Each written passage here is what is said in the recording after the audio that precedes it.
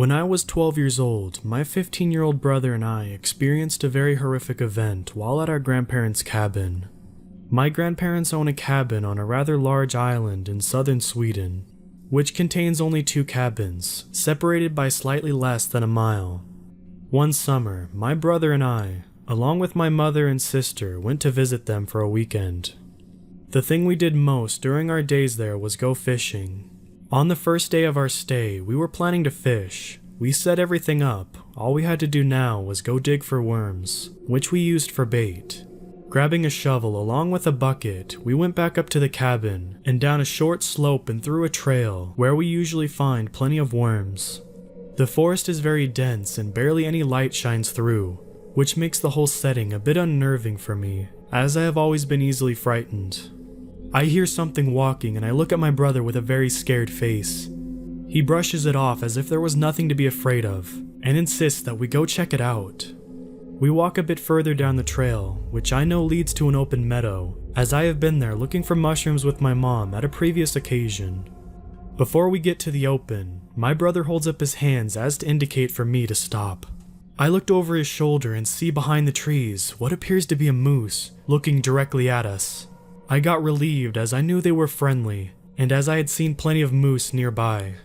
My brother, however, who has never been scared of anything, looks back at me with the biggest eyes I've ever seen, and the most pale I've ever seen someone, as he tells me we should get out of here. Without questioning him, I start to walk back while he keeps pushing me as to make me move quicker, and as we reach the cabin, we are pretty much running. My mom and grandma were sitting at the porch as we got into the front, and I tell them that we saw a moose. My brother, on the other hand, remains completely silent. Safe to say that there was no fishing that day. The following day, we didn't even bring up fishing. I'm sitting on the porch reading a magazine, and my brother is sitting inside on the couch doing the same, although he still has the scared look in his eyes. I spend the following hour or two reading several magazines until my grandpa asks me where the shovel is. I realize that we left it where we were looking for worms the previous day, and I tell him where it is. Just as he was about to go and get it, my mother tells me that my brother and I have to go get it, since we left it there. She also tells me that we should go dig up some worms, as she wants to go fishing later with us. I don't question it, but my brother seems unnerved by it. This made everything all the more unsettling for me, as my brother is not easily scared at all, pretty much the opposite of me. We put on our shoes and head to the back of the cabin and walk down the trail heading to where the shovel and bucket is. Once we are about 10 feet from where the shovel is, my brother stops and tells me I should go and dig, as he did it the last time.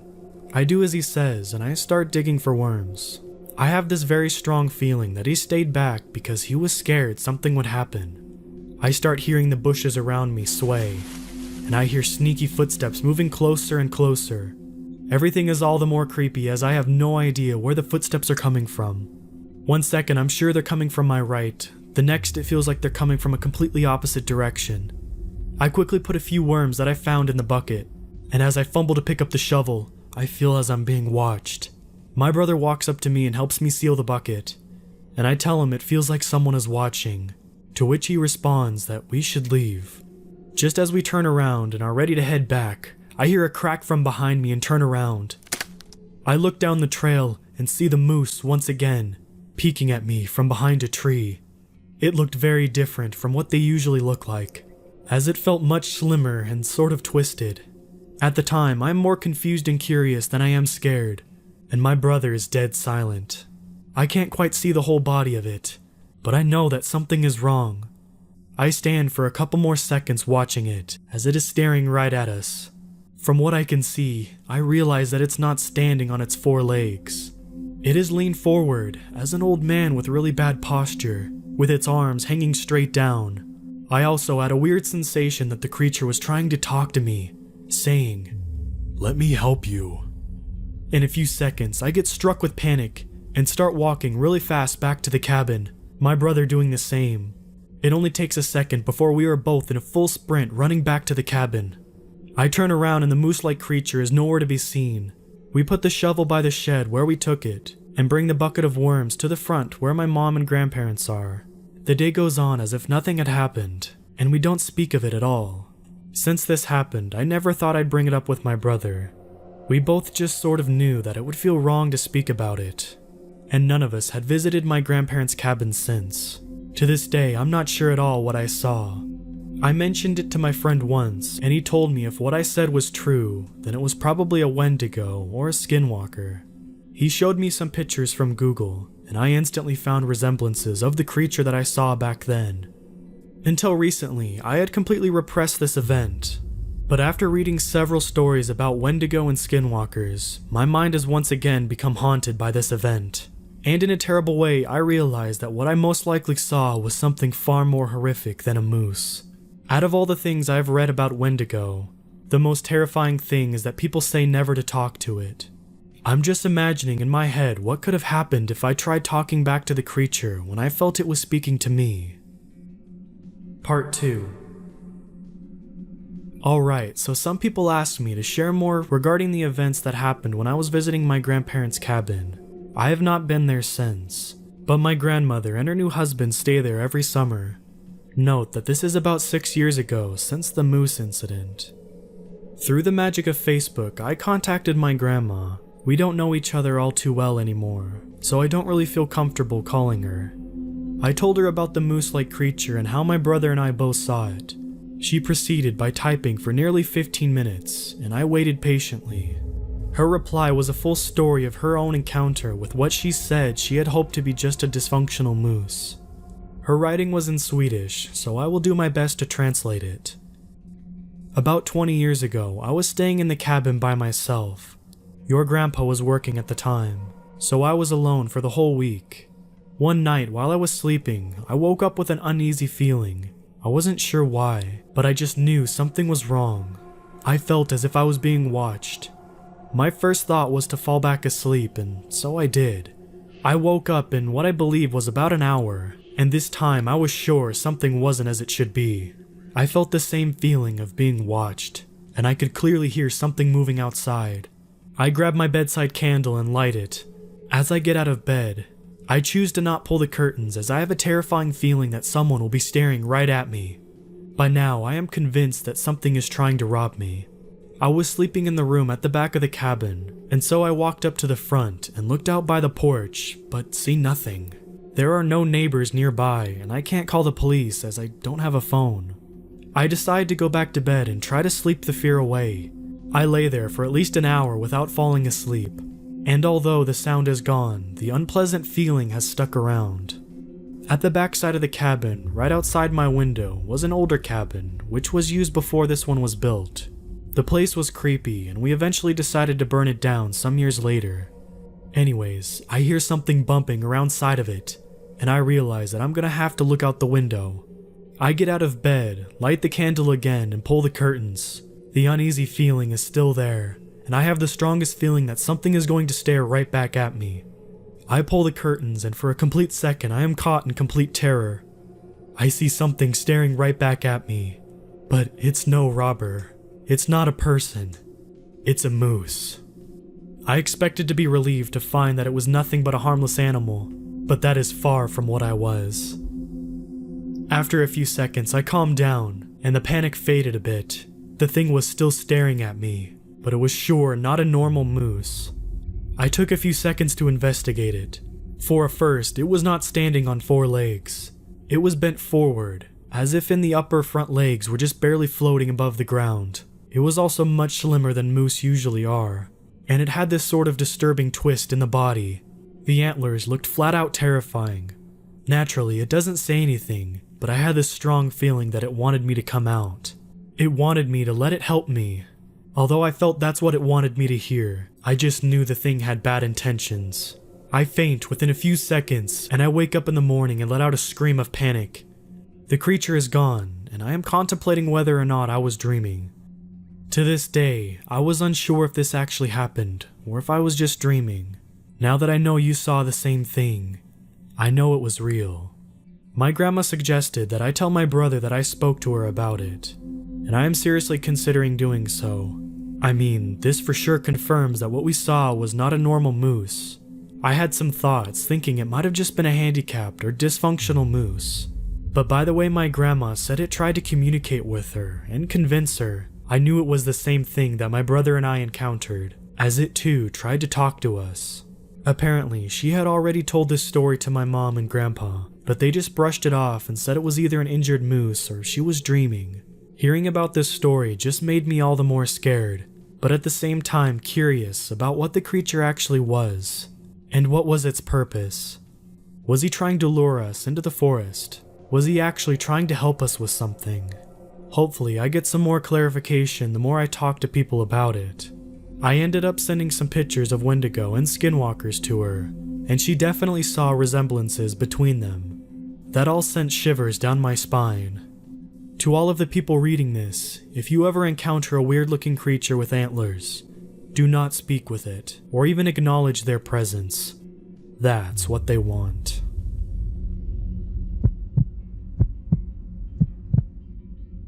So this is a story about an experience I had late last year.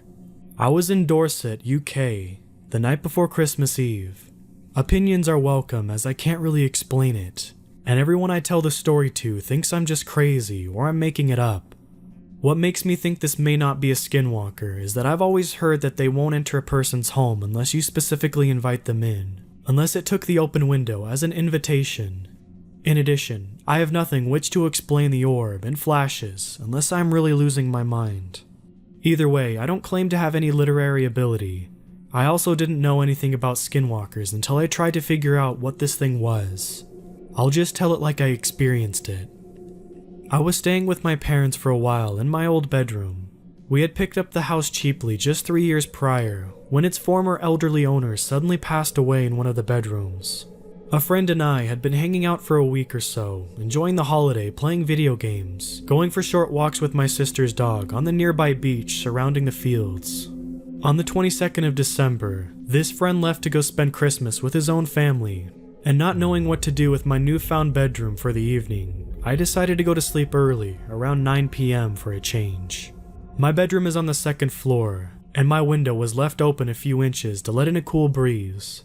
My sleep was restless. I kept waking and re-entering sleep every half hour until around midnight, when I finally drift off for good, or so I thought. Now, I don't often have dreams, and if I do, I don't remember much of them, but the dream that I had this night was stranger than the others, and it is relevant to the rest of the story. I was seeing through the eyes of another person as they emerged from a bush in one of my neighbor's gardens. They were steadily and silently approaching my own garden, climbing over a 6-foot wooden fence as easily as you or I climb a set of stairs. I couldn't see any hands or feet. It was as if it was a Steadicam just gliding over the ground. My sister's dog was asleep on the tiny patch of grass near the tree, and I came to a stop directly beneath my open window. The viewpoint then switched to resting on a branch near the top of the tree in my garden, watching the back of a pale white humanoid figure silently glide up the side of my house and looking at me through my open window. This is where I woke up, covered in a cold sweat, and decided that I should just lay there for a while with my eyes closed. All I could hear was the wind in the trees outside, as I thought about the dream, hoping to remember some more of it. Without warning, the silence was broken by my sister's dog barking like crazy. About 10 seconds later, it turned to yelping before fading into silence once more. Thinking it was squirrels or something else spooking the dog, I planned to go back to sleep. But then I start to hear slow scratching sounds on the wooden paneling on the outside of the house.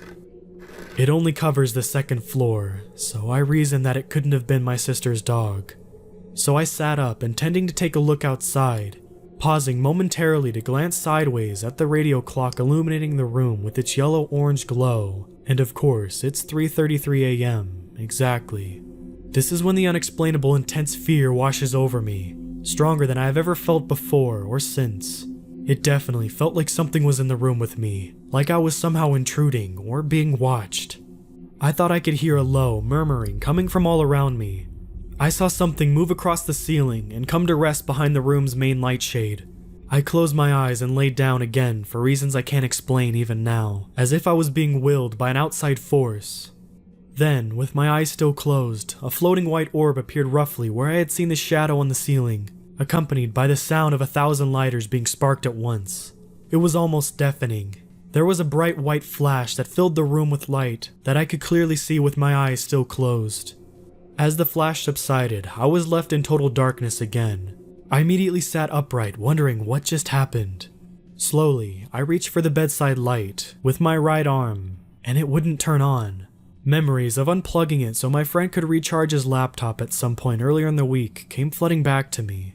It was only then when I was made fully aware of the dark humanoid figure now standing completely motionless in the center of my room, beneath the main light, as it unnaturally snapped its head to the left to watch my arm reaching for the light. It slowly turned its head back onto me, and I couldn't make out any facial features. It was as if its skin absorbed all light like a black hole. I stayed there for a good 2 minutes, just paralyzed in fear, not really comprehending what it was I was looking at.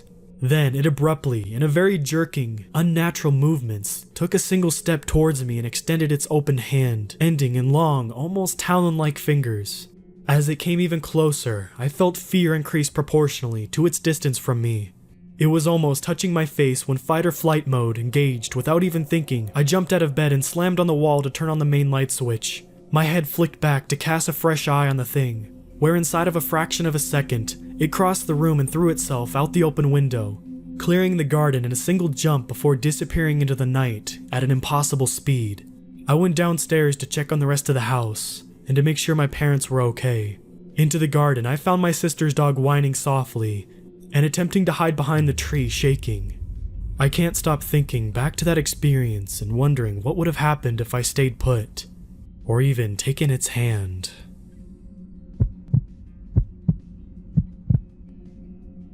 I've always been a bit of a skeptic, ever since I was a kid.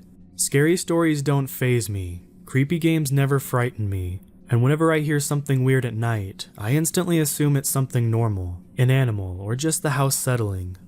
Despite this, something very unsettling happened to me the other day, and I'm not really sure what to make of it. I think it's the first time in years I've been genuinely frightened. I live in a forest area in the US.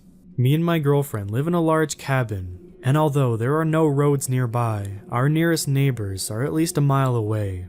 We also have 2 cats, one of which sleeps in the bedroom with us, while the other often goes out at night and does whatever cats do when they're out of sight. Anyway, I like to stay up late at night and sleep late into the morning, whereas my girlfriend's an early bird. It was 1 in the morning and I was watching a crappy TV in the living room while my girlfriend slept in the bedroom. I was beginning to grow tired when I heard something outside, near the cat door. For clarity, our cat door uses an electronic chip, so only our cats can use it. I assumed it was just one of the cats coming in or leaving the house, and I just ignored it. Then I heard it again. It sounded like something thudding against the cat door. It happened several times at random intervals, until I lost my patience and decided to go open the door. Clearly, the cat was having trouble getting in. I never thought about it at the time, but it was weird because we feed our cats well, and they're very lean rather than chubby. I passed the bedroom and peered in as I walked past, to see if my girlfriend heard the noises. She was fast asleep, but the cat that sleeps with us was staring at the window. I call her name. Nothing. She keeps staring. I shrugged it off and kept heading towards the kitchen. The back doors are through there, by the way. Anyway, so I reached the back door and saw a dark shape through the translucent door.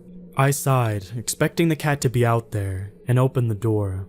It took me a moment to open the door, and I saw the cat tense up as I opened it. The door opened fully.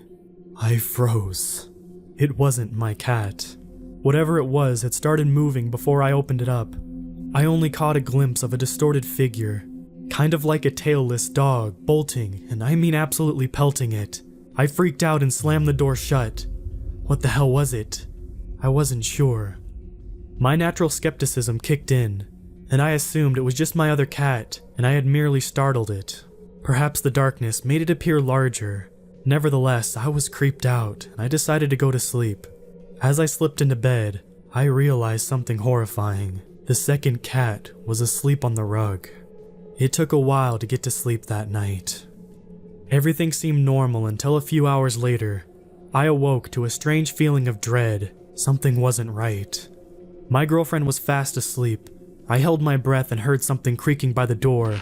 It sounded too loud to be one of the cats. It was as if a person was walking about. I reached toward my bedside cabinet and flicked on the lamp. The room was illuminated and I saw something just standing outside the door, staring at me. The same twisted figure I had spotted earlier outside. It wasn't very tall, maybe a little over 5 feet, but it was its face that scared me the most. I only caught a glimpse of it, but what I saw will stay with me forever.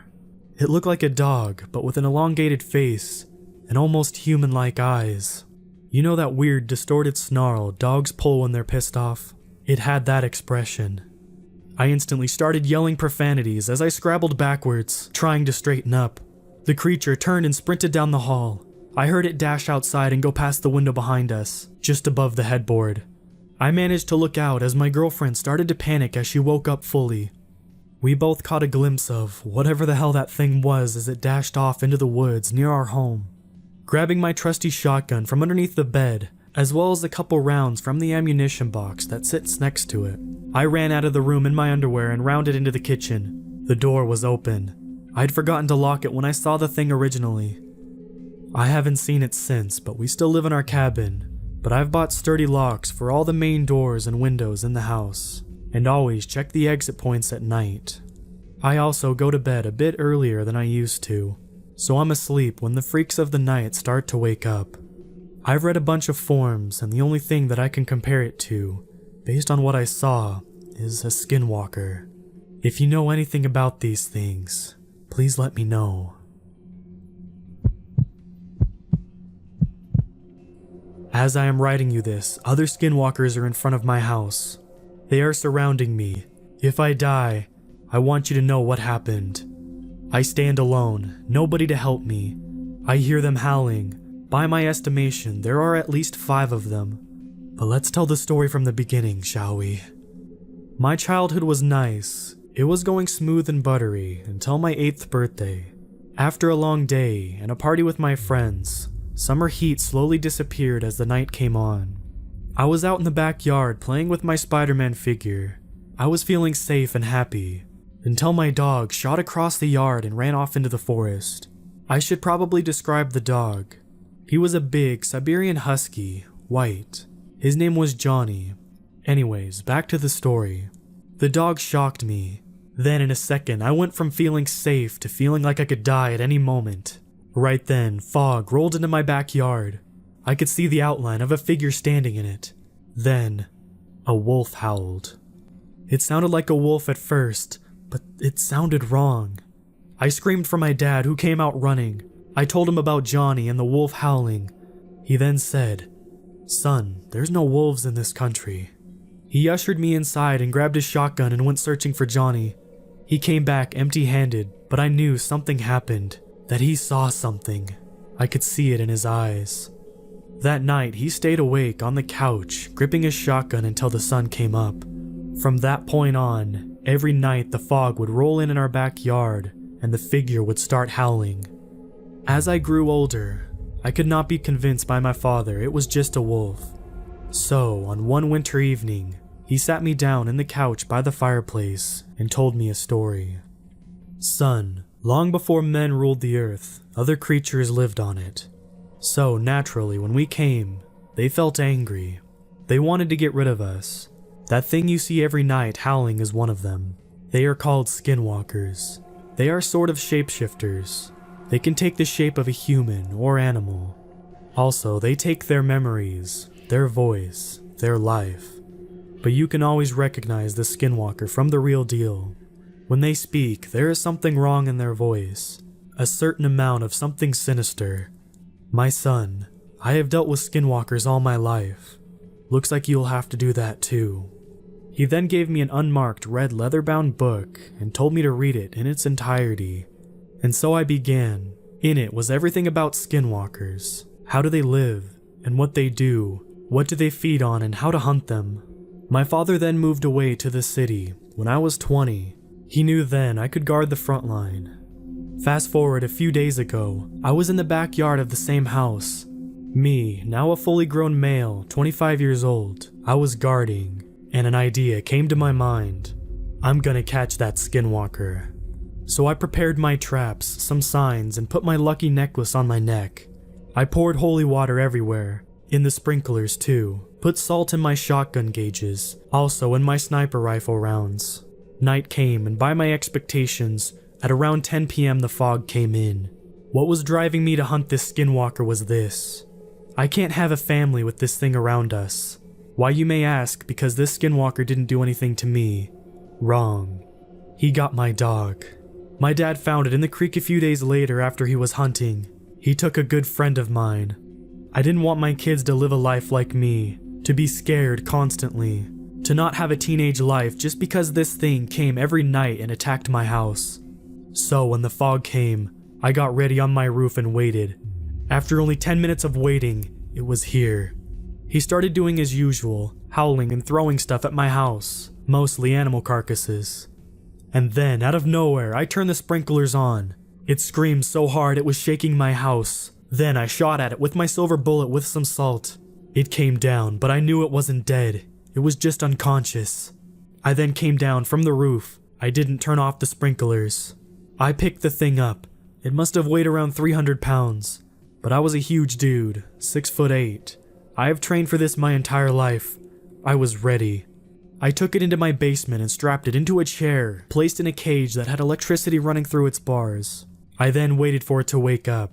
When it did, it started howling immediately. It changed from its wolf shape to one of my dead friends just to hurt me. I left it there to rot. But then, it started howling again. It called another. This brings me to this moment. It's still howling. They are surrounding me. I have ammo and food in my bunker. My house was built like a fortress, but the chance of survival is small. I will try to stop them, to save you. So if I die here, take my example. Be prepared for everything.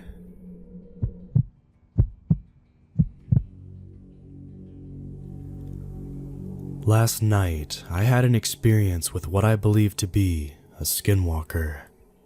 I was sleeping on my couch. I'm in the process of remodeling my bedroom. It had been storming on and off all night, but in that moment, the wind was only blowing. It was about 1 a.m. when I was woken up by a very strange noise.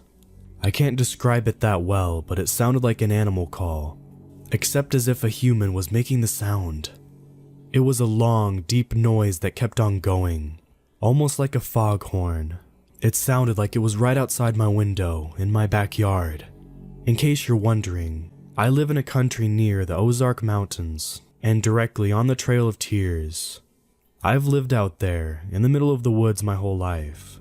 I've heard and seen everything: bears, deer, cougars, raccoons, coyotes. But the sound that I heard that night wasn't like anything that I've ever heard. I'm not going to lie, it scared the absolute hell out of me. I immediately went to my bedroom. I have a window that looks into my backyard as well. I wanted to see whatever it was, but I didn't want to pull back my living room curtains to come face to face with it. I couldn't see anything through my bedroom window, so I turned around and started walking back to the living room. Then something hit my window. It wasn't strong enough to break it, it just sounded like someone hit the palm of their hand on the glass. At that point, I went back to sleep and ignored the sound. Looking back on it, I should have recorded it, and I tried when the noise came back the next night, but every time I took out my phone, it stopped. Today, I built up enough courage to go into my backyard and to investigate. There were loose limbs everywhere. I had a bonfire a few weeks ago. The remaining ashes had been dug through, not blown by the wind or damaged by the rain. No, it looked like something took their hands and dug a hole. I did some research, and I think it's a Skinwalker. I'm no stranger to these things. I've heard lots of stories about them, and considering that I've seen several things walking through the woods through my lifetime, I'm starting to become really convinced. So this happened to me last September, and I'm writing about it now, only because I've read so many experiences people have had that I'm at a point where I'm more comfortable talking about what happened. My best friends live out by a country farmland in Michigan. The land is very old and probably traces back to the Native Americans. There is even a nearby road called Indian Trail.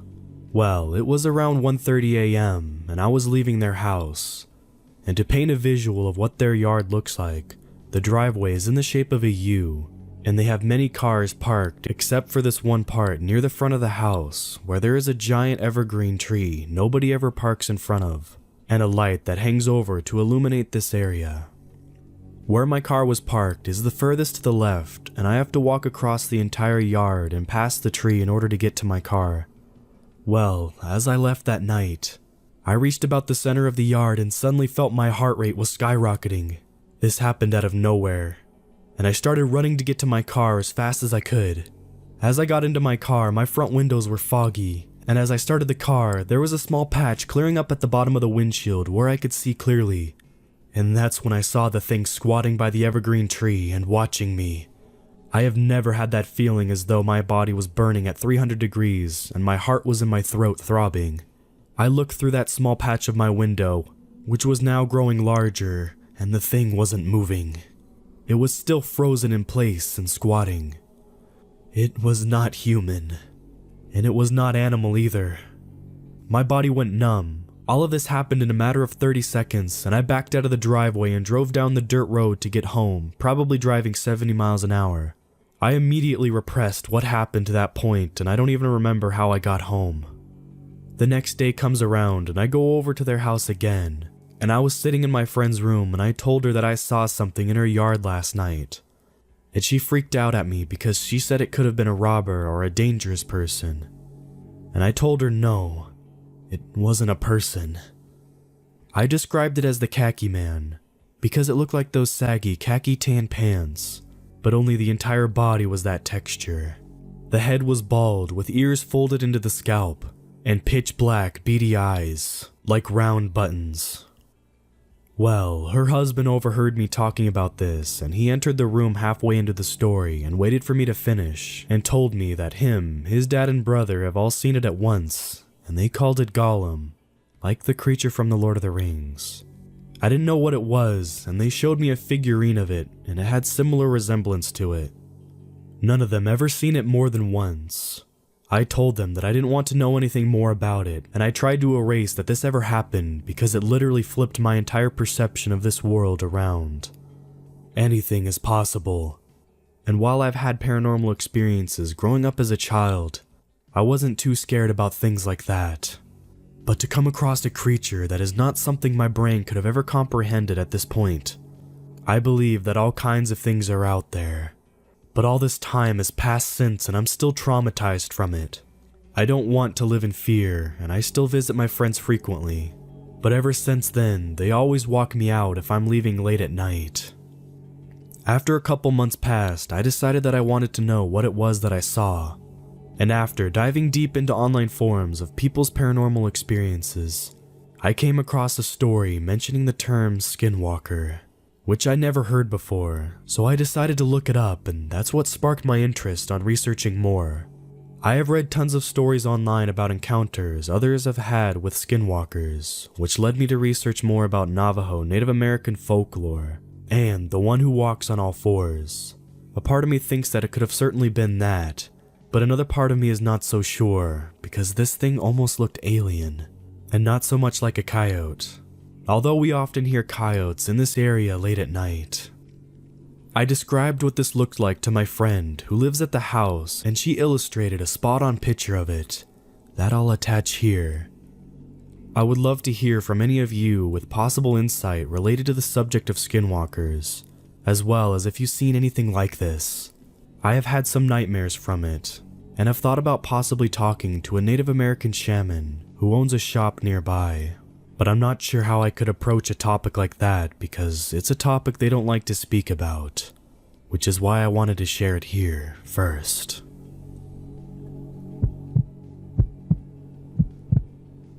I told this story to some friends tonight after not thinking about it for a while and remembered how odd and creepy it really is. The man who told me about this terrifying experience in the Colorado wilderness is one of those distinct relatives that everyone has. They're your third cousin, twice removed, or something to that effect. I'm not positive exactly how we're related, but he's an incredible guy. I'll call him Greg. Greg is a decorated Green Beret with a silver star to his name that he earned by capturing the leader of an Afghan sniper cell without incurring any casualties.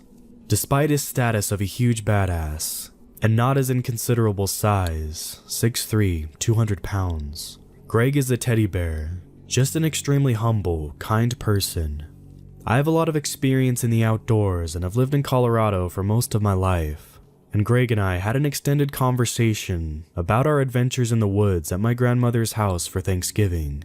We were sitting on the couch wearing tacky holiday sweaters when a conversation turned to hunting. Greg mentioned offhand that he used to be an avid hunter, but had an experience that turned him off to it. He doesn't even like guns anymore, something I found surprising coming from an accomplished soldier. I pushed him to tell me what happened, and though he seemed uncomfortable with the idea, he finally did. I'm going to switch to first person now and try to write exactly what Greg told me.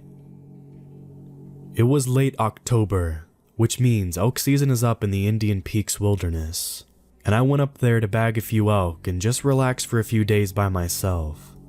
I parked the truck near a trailhead about 8 miles from where I would end up setting up camp, and was looking forward to the nice weekend in the woods with some nice peace and quiet after packing all my gear and getting ready. The first morning, I was in my deer blind, about 20 feet up in a tree with a cup of coffee and my rifle. The sun had just come up an hour or so ago. About 50 yards from my tree, the tree line ended and opened up into a big meadow where a lot of elk tended to roll through, and I could sight my rifle pretty well through the trees and could see most of the big grassy area. Maybe a couple hours had passed, which really isn't boring that deep in the woods. I just drank my coffee from my thermos and listened to the life around me, feeling the woods getting ready for winter. I couldn't believe my luck when I glanced over the meadow and saw a large group of elk had started grazing in the meadow. The silent animals plodded along, munching at the grass, oblivious to me watching. Among the group was one of the most beautiful elk I had ever seen. It was called a monarch, which means its antlers had 8 points each, something really rare. I quietly clicked the safety off my rifle and sighted in on it. When you're hunting an animal like this, you want to put the bullet right where the skull meets the spine, in order to sever the spinal column and kill it instantly and painlessly. The focus when you get in the zone is incredible. I swear I could feel the firing pin punch forward and the bullet leave the barrel as I pulled the trigger. That beautiful elk went down silently, and all the others scattered for the tree line. I was ecstatic about the shot and the elk as I climbed down the tree and set off for the meadow. I had left my rifle up in the tree, something I regretted soon, and I had only a small knife on me to gut the animal and drag it back to camp. As I was making the short walk between my tree and the meadow, I noticed that the woods around me were completely silent. Some of this is normal after you fire a gun in the woods, but for it to drag on this long was unsettling. I thought nothing of it and continued the short walk through the dense pines. As I was about to clear the trees and step into the meadow, I noticed something odd. I could see the elk's body lying in the grass through the trees, but there was something else there. There was what looked like another elk, antlers and all, on the opposite side of the dead elk from where I was coming to walk out of the tree line, almost looking as though it was gently nuzzling the other elk's dead body. This was weird. To see another elk treat a dead elk like this, they usually just scatter, but I continued to walk towards it, hollering in an attempt to startle the other elk off. It snapped its head up and looked at me. Over the body of its fallen friend, the strange new elk eyed me with its unafraid glare. I say glare because it didn't feel like an animal looking at me anymore. Its glassy black eyes gave me the same caught red-handed feeling that you got when your parents catch you when you're doing something wrong. I felt suddenly uncomfortable, out of place into the woods that I loved so much, and somehow hated and guilty. I no longer wanted the elk. I stopped dead in my tracks and watched this animal as it eyed me angrily. What it did next gives me nightmares to this day. It stood up, and it was not an elk. The thing that stood before me on the other side of the dead elk must have been lying on its stomach, and put its arms down and pushed up, putting its legs under it. It reared back, glaring at me all along with its evil, glass eyes. My breath caught in my throat. Most of its body was at least somewhat human, but terribly emaciated and elongated. It appeared to stand 10 feet tall, not including the antlers atop of the elk head. It was bald everywhere but the neck up, and looked sickly pale pink. its legs and knees bent backwards, like the back legs of an elk. This horrible, skinny, naked, unnatural thing just stood there, glaring at me with a hatred that was palpable. The woods around us were silent. It might have been seconds, minutes, or hours. I felt the disapproving parent feeling shift. I felt more like an ant under a shoe. I took a step back. My boots felt like 10 pounds. My body felt numb. And the noise of my footsteps was ear-splitting. I took one more and then turned and ran. Running through those thick woods is tough, but I ran faster than I ever have in my life. I passed under my tree with my $4,000 rifle still sitting in it without even slowing down. I ran all the way back to my camp, which must have been a mile before I stopped for a breath. It took me another minute to dare to look behind me. I was alone, but the woods around me were still silent and brooding. I wanted more than anything to pack up and go home, but I knew that I would not likely make it back to the car before nightfall, and I did not want to be exposed at night. I cooked an MRE in my tent and stayed there the rest of the day. When night fell, I wrapped myself in my sleeping bag and tried to sleep, but I couldn't stop myself from staring at every little noise. I kept thinking about the possible rational explanations for what I saw. Maybe there's a crazy guy out there who found an elk head and is wearing it around scaring people. But no explanation came up when I quailed the maddening fear that I felt. That horrible sense of being hated and guilty far from home. And nothing explained why that thing was 10 feet tall with inverted knees. As soon as the sun came up, I ran back to the blind and took it down. Then ran back to camp with my rifle and bag, packed everything up, and hiked out. I've never fired a gun in the woods since, and I don't ever intend to again. I'm not a spiritual person, but if that wasn't something in the forest telling me to leave it alone, I don't know what is. I can take a hint. I don't think I'll ever know exactly what that creature was, but I know what I saw. Next time you're up in the woods alone, be quiet, be respectful, and don't kill anything you don't have to. I thought at first Greg's story was too far-fetched to be true, but as he told it, I saw how truly scared he was. This confident, soft-spoken military man was shuddering through his story, hands shaking and face pale. I don't know what to make of it, but he said the area this occurred is one I'm quite familiar with, and it can be quite an eerie place. I have had a few experiences solo camping up there, but nothing on this scale. Sometimes being alone in the woods can feel like anything but. It just might be that there's some force out there, some inhuman creature that guards the woods. Just in case, I take extra care to be respectful whenever I'm among nature. You never know what could be watching.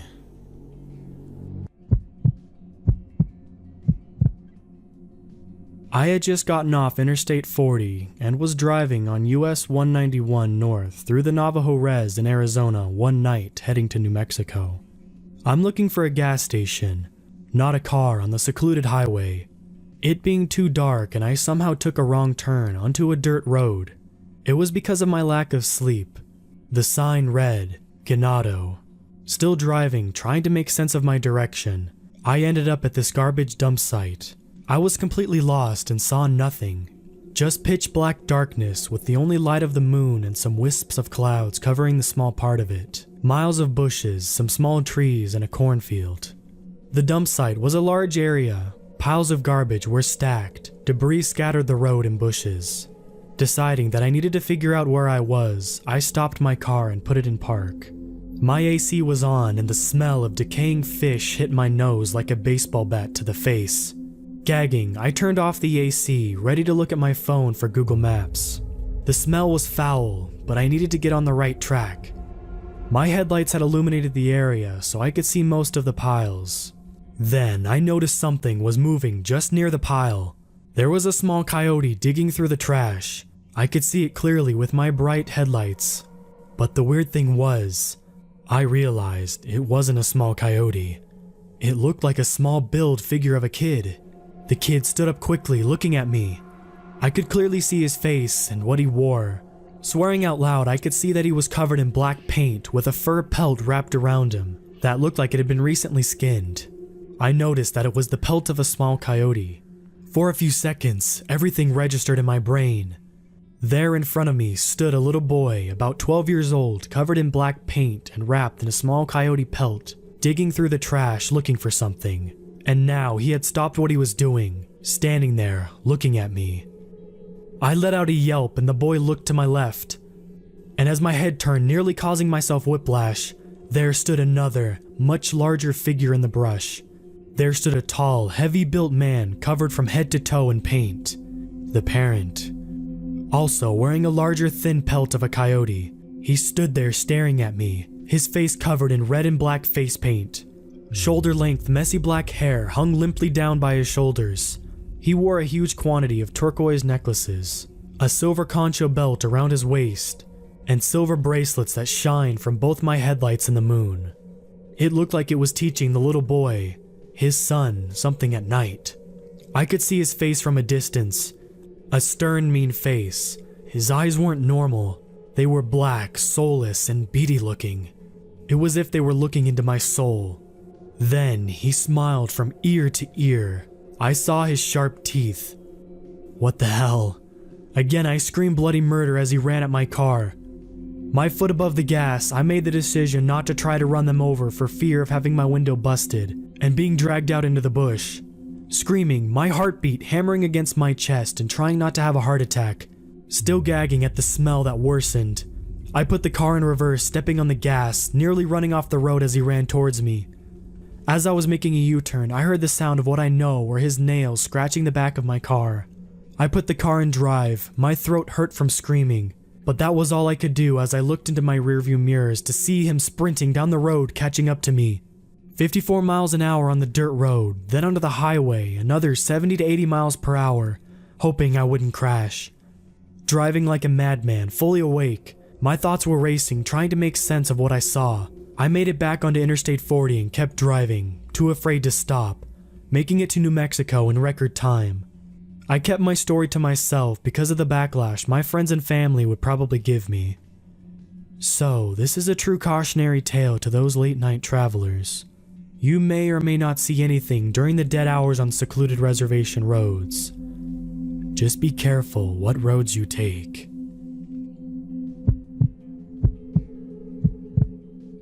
Never having lived by myself before, I was pretty scared about what to expect. I graduated college and had landed a pretty decent job with a generous starting salary, but the downside was that I had to move far away from where I was currently living with my parents. It's been about 3.5 weeks since I moved out and I've been getting along pretty well by myself. Even in college, I had a roommate and was only 30 minutes away from my parents' house.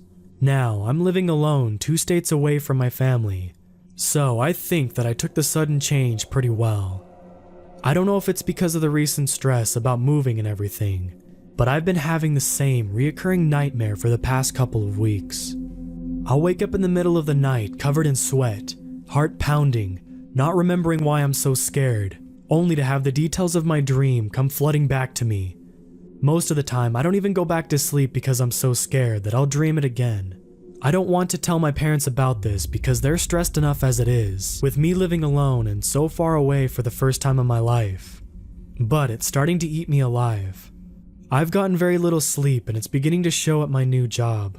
I would say that one of the creepiest parts of my reoccurring nightmare is that I keep having these out-of-body experiences while I'm dreaming. I don't know how common out-of-body experiences are, but I think that having one every night for 2 weeks in a row is pretty rare. To understand the rest of my dream, you have to know the general layout of my apartment building and the room where I live. It's a pretty big building, 6 stories tall, and about 100 yards wide. There is a large set of woods located behind the apartment building that stretches on for a good couple of miles. But I've never been back there in real life because the woods give me the creeps.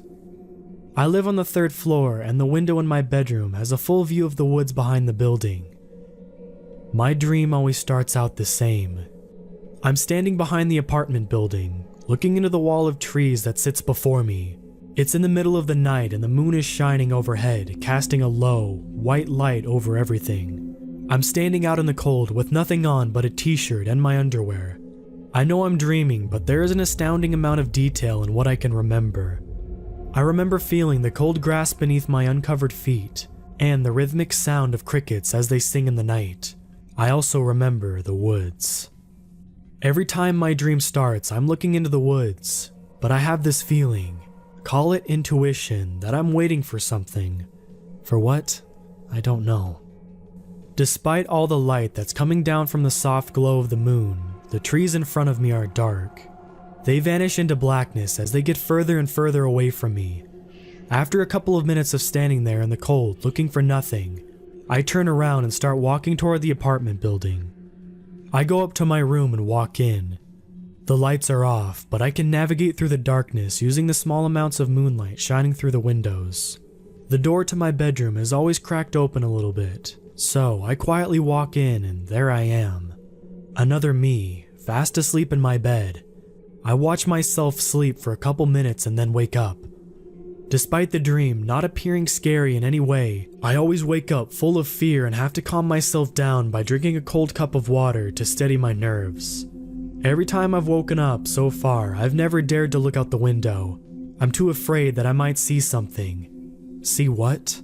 I don't know. 13 days now. I've had the exact same dream, 13 days in a row. I'd start out behind the building, shivering in the cold of the night. I watch the woods for a couple of minutes, then walk back into my apartment. I enter my bedroom and watch myself sleep for a little bit. Then I wake up. It's gone on like that for almost 2 weeks. Until last night. It started out the same as every other dream. I was behind the building in the glow of the moonlight, shivering from the cold, standing in front of the dark wall of trees, looking for nothing and listening to the crickets sing. Something was different though. Something inside me had changed. There was an indescribable, overwhelming sense of dread that was not there before. I was afraid. Impossibly afraid. I shivered again, not from the cold, but from fear. For the past 13 days, I had this very strong feeling, call it intuition, that I was standing in front of those woods for a reason. Some part of me was always saying that I was there waiting for something. Standing there last night, I can say with certainty that whatever was waiting for me had arrived. The atmosphere around me felt different. The sort of feeling you get when you know you're not alone. I wanted to turn around and run, but my body wasn't letting me. Out of nowhere, the crickets stopped singing, and everything went silent. I could hear leaves crunching in the distance. I tried to run, but I didn't budge. The crunching leaves grew louder, closer. I opened my mouth to scream, but nothing came out. I heard a twig snap several yards in front of me, and I saw something advance from the darkness. I turned around and started walking towards my apartment. I wanted to run, but I couldn't. My body wasn't allowing me. I could still hear the crunching leaves behind me, impossibly close. I knew if that I turned around, I would see it, the thing that I'd been waiting for. As I was walking back to the apartment, I was certain that something was walking in the darkness behind me. Something dangerous and demonic. I made it into the building and walked in, closing the door behind me without turning around. Whatever was following me did not make it into the building. I was about to let out a heavy sigh of relief, but stopped. I heard something behind me. It was very faint, but in the stillness of the night, I could hear it as clear as day. I turned around reluctantly and looked at the door to the outside. There was a long small window on the door, and through the door, I could see the silhouette of a dark figure standing from just outside the door. The sound that I heard was its claw-like fingers tapping on the glass. It was a mocking gesture. If it wasn't for the lack of light, I would probably seen it smiling at me as well, quietly saying that it was going to get me and there was nothing that I could do about it. The tapping stopped and it moved away from the window into the darkness. I turned back around and went up to the 3rd floor where my apartment was. I entered and walked over to my bedroom door. I quietly walked in and froze. My other self wasn't in the bed this time. I was standing in front of the bedroom window looking down at the woods below. My other self turned around looking at me. I don't know if it was because of the lack of light in the room, but I couldn't make out any facial features. My face was just one pale blur of color with 2 specks of blackness for eyes. My other self went back to looking out the window. I slowly walked over to him and looked out the window myself. There was something right on the edge of the tree line looking up at us. It looked like a shadow, a dark outline standing in front of the wall of trees. It turned around and walked into the woods. My other self whispered something to me. It was so quiet, it was like I thought it rather than heard it. Get out. Then I woke up. It was 4 o'clock in the morning and the sun wasn't out yet. I sat up in my bed, my heart still pounding uncontrollably. I looked towards the window but didn't get up. What was I so scared about? I had a stupid nightmare. I've never believed in the supernatural, why the hell would I start now? I was starting to get angry with myself for being scared by a dream. I got up and went over to the window out of spite rather than curiosity. I wanted to show myself how stupid I was being. I looked down and scanned the tree line. There was nothing. I scolded myself for acting so childish and was about to look away when I caught something out of the corner of my eye. It was quick, but I thought I saw something retreat back into the woods near the trunk of one of the trees. My heart was pounding again and I felt lightheaded. I went into the kitchen and turned on the light before pouring myself a cup of water. I sat there in the light until the sun came up. I called in sick to work and decided that I was going to go apartment hunting instead. As I was leaving the building, something caught my eye. I went back to the front door and stared at the small, long window. I put my hand on the glass and moved it back and forth. There were small scratches etched into the glass. I didn't want to sleep in my apartment tonight, so I got a hotel room instead. I still don't want to fall asleep. Whatever is happening, real or not, I'm scared. I don't know what to do besides wait. Wait for what? I don't know.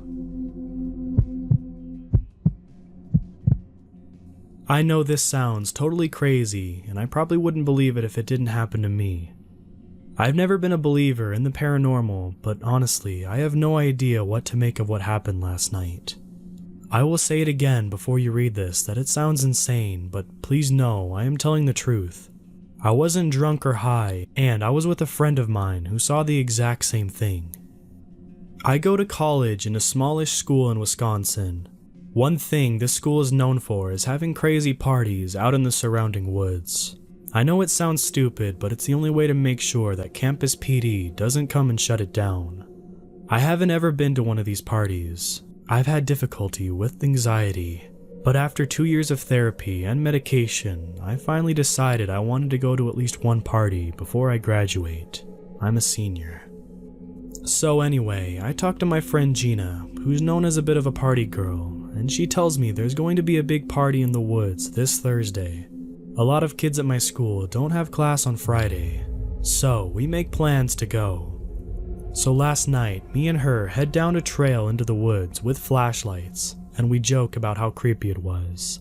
Everything was going smoothly at first, until we go down a smaller trail that was only 2 feet wide instead of the normal road-sized trails that we usually go through. I was kind of freaked out, but didn't say anything because I assumed she knew where we were going. So we follow this trail a bit longer, and eventually come to this sort of clearing, where the trees aren't too dense and we could see a towel and a few bottles on the ground. At this point, my friend tells me that she's got a bit turned around, but knows that we're very close to the party because she's been at the clearing before, and she starts calling out, "Hey," hoping someone would hear her and shout back. When this doesn't work, she takes out her phone and calls one of her friends that she said was going to meet her at the party. The friend answers and apparently tells her where they were. Gina then tells me she knows where they are and that we're close. I joke that she better not get me killed, and as we nervously laugh, we hear a nya, nya, nya sound coming from behind us, followed by what sounded like a cross between a whistle of an old train and somebody blowing. We then turn around thinking, what the fuck was that? We shine our flashlights on a deer standing up on its hind legs with one arm against a tree looking at us. I know it sounds stupid, but just the way that it was watching us and standing up there was the most unsettling thing I have ever seen in my life. My friend takes off running and I'm still standing there looking at it, trying to make heads or tails of it before I start running after Gina, trying not to be left alone with this thing. Luckily for me, Gina runs into a tree and I catch up with her and start yelling at her about leaving me alone. When we hear another whistling sound out to the left of us and turn our flashlights to see another deer looking at us. But this one was walking toward us on its hind legs, but not like a person, like a dog. It gets close but walks behind the tree with only its head and neck poking out, watching us. I've never been so scared in my life and start to cry and yell at Gina, telling her to call the cops. like that would do any good. At this point, I honestly thought I was going to die. I was just so scared that we had heard another whistle sound somewhere in the woods behind us. We heard a rustling sound in the woods and we were sure that this was it. This is where we were going to die. But instead walked out a giant, like newfound size, but with short hair like a lab, black dog. The dog then walked right up to us, looked at us for a bit, and looked at the deer behind the tree, which then started to make a nyah, nyah sound, like we had heard earlier, but the dog just stood there looking at it, not growling or barking or anything, just staring. The deer then started to make a huge coughing sound, but the dog stared at it without making a noise, before turning around and just ignoring it, and walking over to us and started barking and baying. A minute later, a professor who I'd taken a class with sophomore year burst through the brush and started yelling at Baron, his dog who had apparently run away into the woods. He was really confused to see us, but saw that we were crying and offered to take us back to his house and drove us back to campus. I haven't slept since that night, and I've been all over the internet trying to make sense of what I saw, and I think it was a Skinwalker. I know this sounds totally crazy, and I probably wouldn't believe it if it didn't happen to me. I've never been a believer in the paranormal, but honestly, I have no idea what to make of what happened last night. I will say it again before you read this that it sounds insane, but please know I am telling the truth. I wasn't drunk or high, and I was with a friend of mine who saw the exact same thing. I go to college in a smallish school in Wisconsin. One thing this school is known for is having crazy parties out in the surrounding woods. I know it sounds stupid, but it's the only way to make sure that campus PD doesn't come and shut it down. I haven't ever been to one of these parties. I've had difficulty with anxiety, but after 2 years of therapy and medication, I finally decided I wanted to go to at least one party before I graduate. I'm a senior. So anyway, I talked to my friend Gina, who's known as a bit of a party girl, and she tells me there's going to be a big party in the woods this Thursday. A lot of kids at my school don't have class on Friday, so we make plans to go. So last night, me and her head down a trail into the woods with flashlights, and we joke about how creepy it was. Everything was going smoothly at first, until we go down a smaller trail that was only 2 feet wide instead of the normal road-sized trails that we usually go through. I was kind of freaked out, but didn't say anything because I assumed she knew where we were going. So we follow this trail a bit longer, and eventually come to this sort of clearing, where the trees aren't too dense and we could see a towel and a few bottles on the ground. At this point, my friend tells me that she's got a bit turned around, but knows that we're very close to the party because she's been at the clearing before, and she starts calling out, "Hey," hoping someone would hear her and shout back. When this doesn't work, she takes out her phone and calls one of her friends that she said was going to meet her at the party. The friend answers and apparently tells her where they were. Gina then tells me she knows where they are and that we're close. I joke that she better not get me killed, and as we nervously laugh, we hear a nyah, nyah, nyah sound coming from behind us, followed by what sounded like a cross between a whistle of an old train and somebody blowing. We then turn around thinking, what the fuck was that? We shine our flashlights on a deer standing up on its hind legs with one arm against a tree looking at us. I know it sounds stupid, but just the way that it was watching us and standing up there was the most unsettling thing I have ever seen in my life. My friend takes off running and I'm still standing there looking at it, trying to make heads or tails of it before I start running after Gina, trying not to be left alone with this thing. Luckily for me, Gina runs into a tree and I catch up with her and start yelling at her about leaving me alone, when we hear another whistling sound out to the left of us and turn our flashlights to see another deer looking at us. But this one was walking toward us on its hind legs, but not like a person, like a dog. It gets close but walks behind the tree with only its head and neck poking out, watching us. I've never been so scared in my life and start to cry and yell at Gina, telling her to call the cops. Like that would do any good. At this point, I honestly thought I was going to die. I was just so scared that we had heard another whistle sound somewhere in the woods behind us.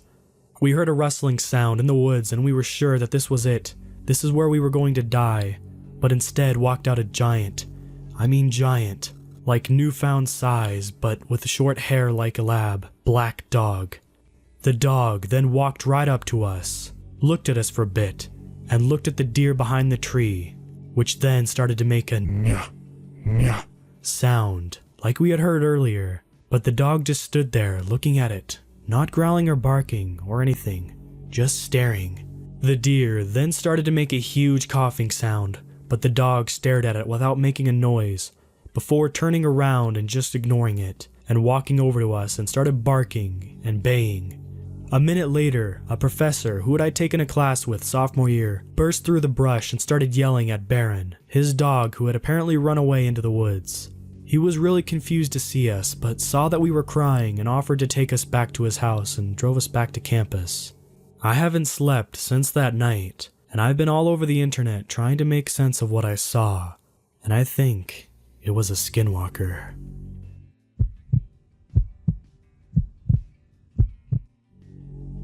When I was young, I lived in quite a small town in Queensland. The whole town was surrounded by trees in every direction for hundreds of kilometers, and we had so much room to play. This particular story is about the first time we got drunk. In the winter, the levels of water would drop significantly, enough for us to camp on the riverbed.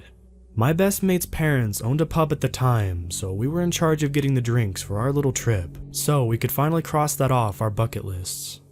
The place we had in mind was out near an old settlement, where a few creepy things have happened to us over time. So we made our way down to the riverbank, which was low on the side we came in and really high on the other side. You couldn't see the other side through all of the trees on top, and it was kind of unnerving knowing that someone could be up there watching and you wouldn't know. There are about 7 of us kids in the camp, and our parents have no idea where we are or what we're doing. We lied and said we were staying at a friend's place. We set up camp and built a little shelter for all of us to sleep under. We got all set up and started drinking as the sun was setting. Soon, it was dark, and we were in full swing of mixing drinks and singing songs and throwing stuff into the water, and generally making a whole heap of noise. As we were starting to wind down, one of my friends said he saw something move at the top of the riverbank on the steep side. We all say that he is full of shit and should calm down, but he is adamant that someone is up there. So we all start calling out, "Come out, you coward," and other such things, being brave well beyond our years. To our surprise, a man wearing straggly clothes and no shoes comes out of the tree line, stands on the edge of the bank and just stares at us. We all go silent, waiting for him to do something, but for about 5 minutes, he just stands there, and then he retreats back into the tree line. We talk amongst ourselves and get a bit nervous, but we soon forget it. About an hour later, the guy is back, but he isn't on the bank anymore. He is coming out of the shadows from the other side of the bank and entering our camp. He comes over and stands next to the fire, joins our group of 12-year-old kids and just stands there. We are all officially a bit scared and don't really know what to do, so we just sat there in silence. Eventually, one of my friends gets up the courage to speak to him. "G'day, mate. How are you? Are you okay?" The guy just stares at my friend and then starts staring at each one of us for a little bit, spending time on each of us. My friend tries again. "Hey, are you okay? What's your name?" The man snaps his head back at my friend and stares at him wide-eyed for at least 2 minutes before answering. Without blinking, he says in a raspy whisper, "That's none of your fucking business." And he hisses like a cat. This guy just jumps back screaming and staring at the fire like it had just appeared and runs off, up the steep bank in record time. It was impossible to get up this thing, so we all just stand there, speechless. We decide that it's best if we just stoke up the fire, because it's about a 19-kilometer walk in pitch black to town, and we weren't confident of that. So, stoke the fire we did. We sat up for as long as we could, keeping watch, not really talking. We all eventually dozed off, one by one. When we woke up in the morning, everything was gone. All of our alcohol, all of our bags, all of our shoes and blankets, everything. The creepy thing is that none of us awoke as someone robbed us blind, and there was not a single footprint. We were sleeping in damp sand, so there should have been footprints everywhere, but there were none. It looked like we hadn't even been there. Needless to say, we bailed and ran almost all the way back to town. Our feet were all cut up and messy by the time we got back. We never told our parents about the camping trip, and I think we never will.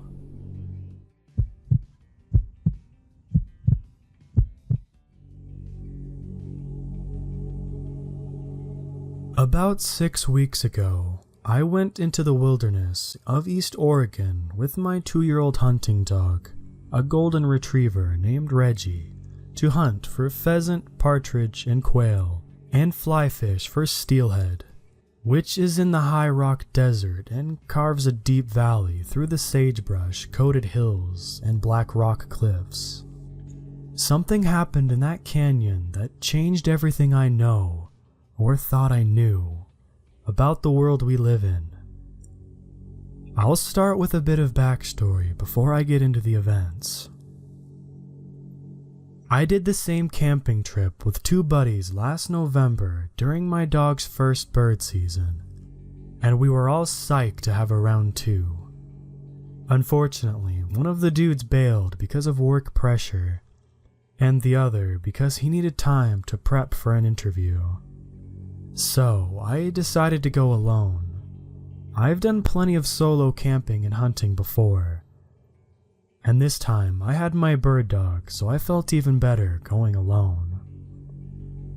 There's obviously no cell phone service out there, so I gave my girlfriend and some buddies my route and camping locations, and set out before sunrise on a Friday with plans to return late on Sunday. It's about a 3-hour drive to the stretch of the John Day River Basin where I was heading, and I got there around 9:30. It was around 40 degrees when I got out at the BLM parking area to stretch and started to get ready to set out. My dog was really stoked. He knows when we're hunting when I put on my bird pouch and bust out the shotgun, and I was happy as a pig in the mud. Sun was shining, and it had snowed a few days earlier, so the red, tan, black, and green sagebrush-coated valley we started hiking down into was shimmering. I had my big backpacking pack loaded to the brim with gear and a sidearm. I don't always carry a sidearm, but 3 days and 2 nights alone in an area infested with packs of coyotes, who don't scare me but would love a golden retriever snack, and a high density of mountain lions, which definitely scare me despite being cool animals. I figured why the hell not. We, my dog and I, rucked about 6 miles into a more open part of the valley where I wanted to spend the first night. It was around 50 degrees at this point and absolutely beautiful, while quite muddy with the snowmelt. I set up the tent on a little grassy plateau above the old trail, and put the dog in the tent with some water to chill for a bit to get his paws warmed up. I ate lunch and dumped most of my gear and set out with just my camelback, bird pouch, gun, and dog down further into the valley to start hunting, about as happy as a dude can be. It was slow hunting at first, but eventually we flushed a cubby of quail and a few hen pheasant. After about 4 hours, it was starting to get dark. We had 3 quail down and we were working our way back to the camp. This is where things got somewhat strange. Reggie was ahead of me and I was struggling through some thick brush to get back to the trail from the river when the dog bolted back through the gap he had gone through with his ears back and his eyes wide. He kind of huddled and paced anxiously behind my legs. It wasn't normal behavior for him unless he was startled by something like a door slamming or a leaf blower. I looked forward to where he came from and immediately thought cougar. I aimed my gun forward as if I was about to flush a bird and moved through the gap in the brush with Reggie reluctantly at my heels. I pushed into the opening below the trail and noticed out of the corner of my eye a body of tan fur low in the grass, and whipped to my right with a shotgun at my shoulder ready to shoot. I then saw hooves and then a face, and to the relief of the adrenaline throbbing behind my eyes, I realized it was a female bighorn sheep lying in the grass. She was shaking violently and her eyes were white with terror, and she was clicking her teeth through a slick of frothy drool and wheezing like a sick old horse. I couldn't see any obvious broken bones or lacerations on her. And she was quite young, maybe 2 years old, and there was nowhere she could have fallen from. I figured she was just sick and dying. I actually gave her a slight shrug as if to suggest, Mother Nature's a bitch, sorry girl, best of luck to ya, and had to drag Reggie by his collar to the left, away from the strange, frantic thing. I'd run into dying deer and elk in the Rockies where I grew up, and I knew that sometime soon, as if camp wasn't that far off, I'd hear the terrible noise of coyotes beginning to feast. For those who haven't heard it, when coyotes set upon a living meal, they yip, snarl, and screech a horrible chorus of death. I didn't look forward to hearing that old death song, if it was to come, because I knew it would scare the shit out of my dog. But hey, Mother Nature's a bitch. We got to the camp. I took some photos of the sunset, seared up a little quail with some potatoes, ate my dinner, fed the dog, had some sips of bourbon, and climbed into the tent. The last thing I remember is being anxious the coyotes would find the dying bighorn and wake us up. I woke up freezing cold, feet and hands numb, and had an immediate adrenaline surge. I fumbled around for my headlamp, and when I turned it on, I saw that my tent flap was halfway unzipped and my dog was gone. I kind of freaked the hell out, to be honest, and started screaming, "Reggie, come! Reggie, come! Reggie!" And as I slammed my numb feet into my boots and rushed outside, there was a low howl of wind and there was a bit of moonlight, so I could see the glimmering river on the other side of the valley. I had my revolver in one hand and the hunting whistle in the other, and stomped the campground screaming for the dog, and shining the light everywhere I could. Cougars are awake whenever they want, and coyotes are nocturnal, and I was looking for blood, or tracks, or anything. For those who haven't experienced it, when you lose your dog, there's some pretty extreme panic, mine being coupled with waking up in the middle of the dark wilderness. I think it was because of the panic that I didn't realize that my tent flap had been unzipped, until about 60 seconds of yelling at him.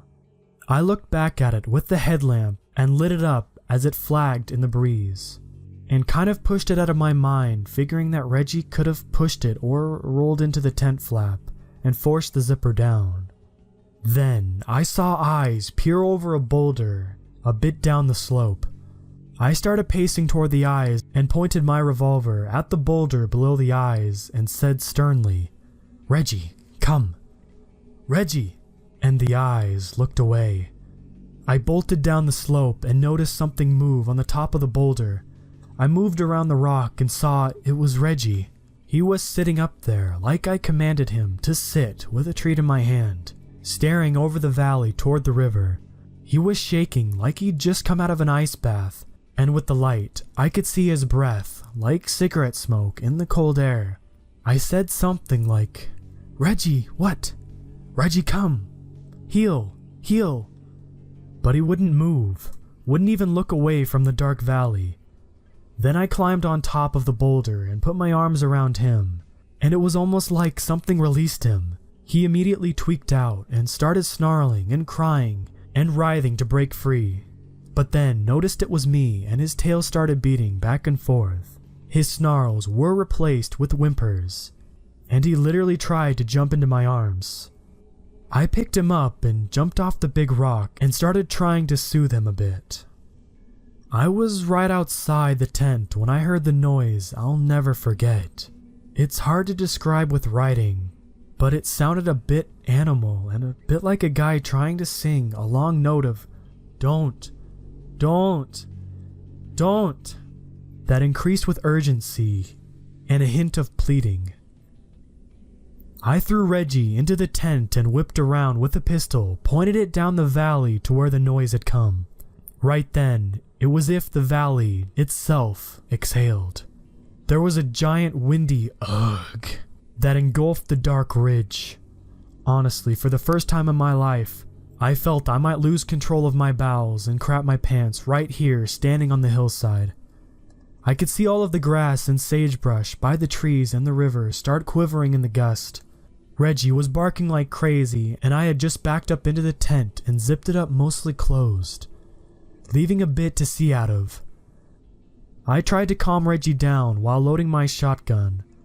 The seemingly demonic exhale of wind subsided, and Reggie curled up in my lap and whimpered while I just sat there with my revolver at my side, and my shotgun pointed at the tent flap. Only then did I see it was about 3:50 a.m. and start thinking through what happened and what to do. I knew booking it the 6 miles up the valley in the dark to my truck was a huge nope. I had seen microbursts of wind before, and knew the canyons and valleys were a prime spot for them, and reasoned that had been the case. Then I tried to think through the bird and the mammal species in that region that could have made that sound. There are wolves in Oregon, but not often in this area, and the don't sound was too deep for a coyote. I was thinking it could have been something like a swan or a big bird near the water. And what the hell was my dog doing all seized up and transfixed on the darkness on top of that rock? He had just gotten out and been confused and started becoming hypothermic or something. I really had no idea, and I couldn't figure out why I was so scared and on edge. I worked as a hunting and fishing and trekking guide in New Zealand and Patagonia after college, and grew up spending time in the wilderness in Colorado. I'd had run-ins with most of North American predator species. I'd stabilized people with head wounds miles from any road or trail. I'd dug someone out of an avalanche, and I can't remember of ever being that horrified and on edge before. I'm no Navy SEAL here, but I know how to keep my wits about me when things get tense in the backcountry, so I was pretty shaken up. After a couple hours, I could see the light in the sky, and then a semblance of daylight spilled into the valley. I still hadn't properly warmed up, but I threw all my layers and extra socks on, and zipped Reggie into the tent properly, and went out to poke around for a bit. Nothing was out of the ordinary, and no strange tracks to be found, other than bighorn and deer. My nerves settled a bit. Eventually, I made some coffee, ate a power bar, fed the dog, and kind of just sat there looking at Reggie. There were natural, reasonable explanations for most of last night's events. However, the one I couldn't get over was my dog. I got chills thinking about the freakish way he was frozen on top of that rock, staring into the darkness, and the way he came out of the trance once I touched him. I also couldn't get over how freaked out I was by it all once that microburst, demon sigh wind gust kicked up. I pet Reggie for a while and just watched him, almost willing him to communicate to me what he saw after he left the tent before I woke up. The wind picked up into a steady, cold sailing breeze, which did well in dissuading my plan to fly fish for the morning. I decided to break up camp and get packed up, either to keep going or to head back to the truck. I hadn't decided yet, but didn't want to wig out and bail on the weekend without actually having a good reason, other than weird stuff happening. I wasn't in any intelligible danger, which is metric number 1 in any outdoorsman's time to bail determination process. So I just didn't know what to do. After packing, I was sitting there with another cup of coffee when I heard something scuttling in the rocks up the valley above my right shoulder. Reggie heard it too, and bolted to the rise behind the tent and stared up the slope like he was pointing at a bird, hackles raised and everything. I walked over and stood behind him, expecting to see a deer or a bighorn, but only saw a little rock slide out of the scree slope about 100 yards off. Again, I thought cougar, as one could have definitely been spooked by us up into the steep boulder and cliff formations at the top of the ridge. Little rock slides happen without disturbance, but something didn't seem natural. Then the dog just bolted, He whipped around and sprinted down the slope away from me and the little rock slide above us faster than I may have ever seen him run. I screamed after him and wailed on my hunting whistle to try to get him to hold, but he went all the way up the trail before looking back at me. Maybe this was me finally coming to my senses, but I figured, screw it, we're out of here. I heaved my pack on and made my way to Reggie, who was whining and pacing now, while looking over my shoulder. Once there, he started straight up the trail toward the car, looking at me, almost begging me with his ears down, with a "dude, let's go" face I hadn't seen before. It really put the hair on my neck up. So I just fell in behind him, and we started the hike. It was slow going because it was uphill out of the valley, and I wasn't moving as fast while keeping my eyes to the ridgeline to my right and to the sagebrush meadow to my left toward the river. I had my gun loaded because I hadn't entirely abandoned the idea of hunting on my way out, even though Reggie wasn't nose down and looking at anything but the ridge and me. Again, like he was begging me to hurry up. Also, I was sketched out in general, and a loaded shotgun is a decent remedy for fear. After about an hour and a half, I knew we were probably no more than a mile from the car, because I remember the canyon wall on the right becoming almost a sheer cliff, with occasional slot canyons leading up from the trail. When we were right at the mouth of one of these little mini canyons leading to the cliffs, Reggie stopped. He froze again, like he saw a game bird looking up in the rocks. I thought maybe it was actually a quail, so I got my gun ready and took a few paces up the ridge to see if Reggie would hunt up like he normally would. But he started whining and pacing again, and even shaking a bit while whipping his head back and forth, scanning frantically up and down the hill. I was worried then. I knew he wasn't right. I looked behind me and saw something move between two large boulders. I aimed my gun, thinking again cougar, but I saw two hooves, thinking now bighorn or mule deer. I took a few steps up the steep slope toward the animal, seeing if I could spook it up the ridge and see what it was. And the wind started picking up, and there was sage twigs whipping around the little black rocked canyon. And right then, Reggie started going insane. He was snarling and yelling like I'd never heard before. But I started saying, "Reg, stop! Reggie, no!" while slowly wheeling the corner to see what the rest of the animal was.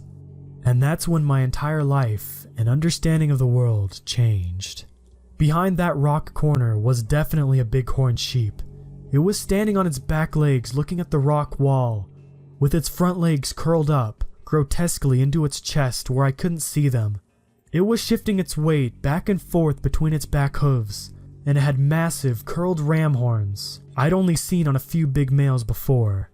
I was immediately jarred by the sight, and I think I blurted out something like, "Holy hell," but thought for some reason it was just stuck or wedged there, or had fallen in the vertical position from above. Then it slowly started stepping and turning around, staying entirely on its back feet. Then it whipped around to face me, and it definitely wasn't stuck. It was literally standing comfortably, like a man, on its back legs. It looked like a normal bighorn sheep, but its eyes were wide and terrifyingly human, and staring at my stomach or waistline. It was drooling a ridiculous amount of frothy slobber out of its clattering mouth. I was tripping and sliding backwards, and a half second from blasting this freakish ram in its face when it looked right up into my eyes and shouted, with a wheezing, boyish voice with a terrified, pleading urgency, "Please don't! Please don't! Don't! Don't!" I tripped and rolled down the trail, and Reggie was tearing up the path ahead of me. I leaped up and trained my gun right up at its spot. I saw the ram's horns sticking out and most of its face, as if it was peeking out behind the rocks like a child playing hide and seek, and it was still staring at me dead in the eye, then ripped its head back behind the rocks. I could hear it still, but it sounded like it was sobbing like a little boy, while repeating, "Please don't, please don't, please don't." As I was pacing backwards, I noticed that I was screaming at it like a savage, like I had done when running into black bears to try to scare them off, not saying anything intelligible, and also screaming for my dog so he didn't bolt a mile ahead. When I got 50 yards down the trail, I shot both my 12-gauge hunting loads down the empty trail into the dirt and kept walking backwards. Reggie was back at my heels at this point, but still whining and barking. I swear, I walked the whole mile backwards, scanning like a madman, hands white and stone gripped on my gun, until I got a glimpse of the valley opening where my truck was. Then I just bolted. I sprinted like a child running from a monster. Reggie stayed ahead of me, and when we were at the truck, I tore my keys out of my bag, threw the dog, bag, and gun into the car, and tore out of the valley back to the state highway like a drag racer. I stopped at the first town and tried to calm Reggie down, and myself, and I still didn't get cell service. I went to the gas station, not to get anything really, but just to interact with another human and make sure the Ram monster, or my insanity, was isolated in the canyon. I must have looked like I'd seen a ghost because the first thing the woman said was, "You okay, hun?" I bought a Gatorade and drove back north to the interstate and straight home. I haven't slept right since. My diet is all messed up. I can't think at work. My dog is super jumpy and doesn't like walking at night anymore. Not sure what to do to get over my encounter with this talking, pleading, sobbing beast. But I know one thing for sure. I am not hunting or camping alone anymore. And I am never going to set foot in the John Day River basin as long as I live. Not a chance in hell.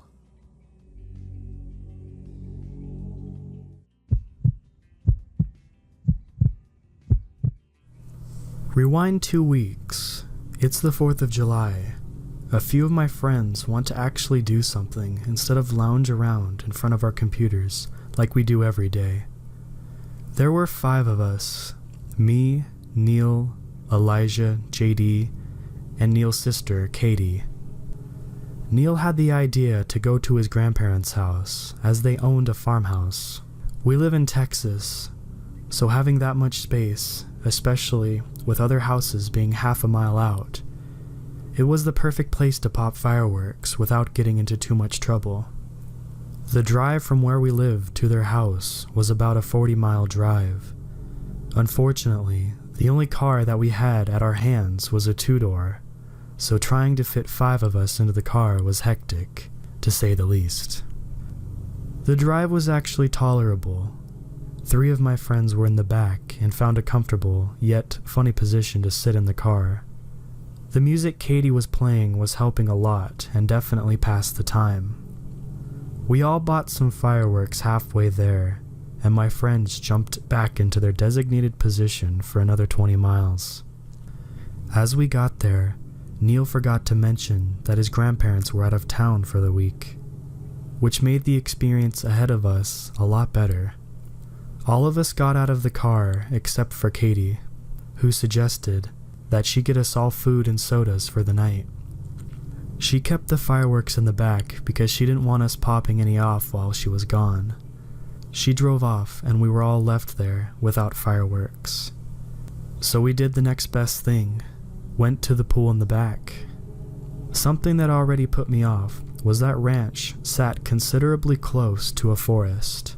Neil even went the extra step to tell me that there's an occasional wolf that can be a hassle to deal with.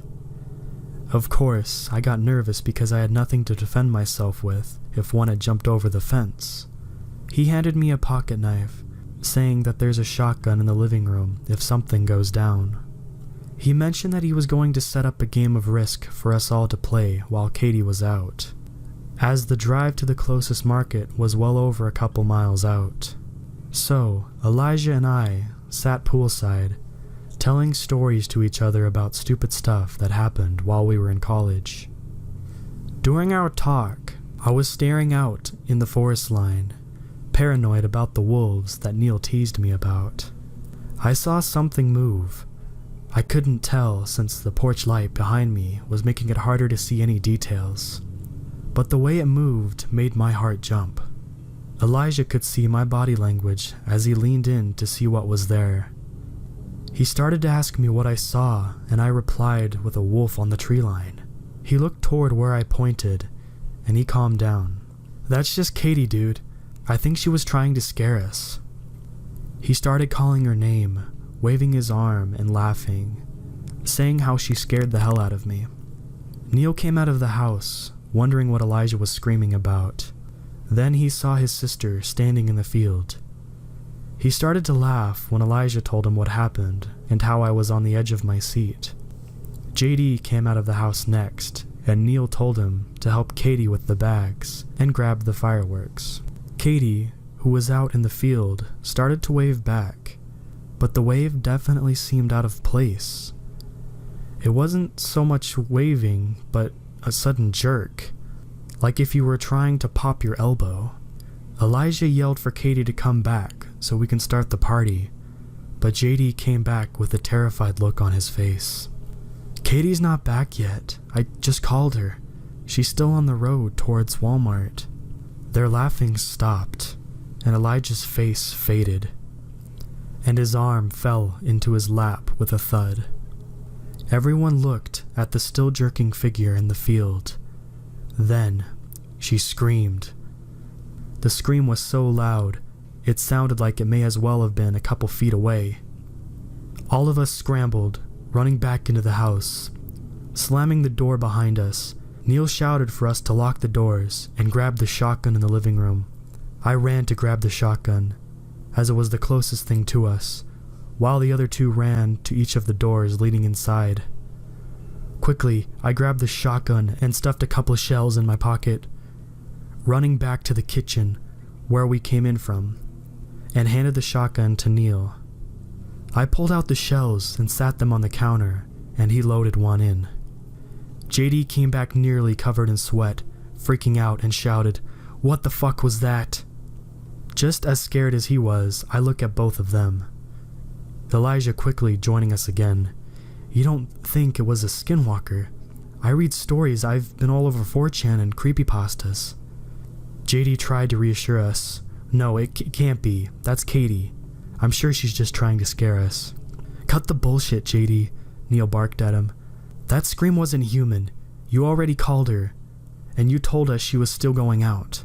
He turned back to the door, pushing the blinds slightly, to find Katie closer to us. It stood at the gates of the pool, illuminated by the light, and revealing that didn't look much like Katie at all.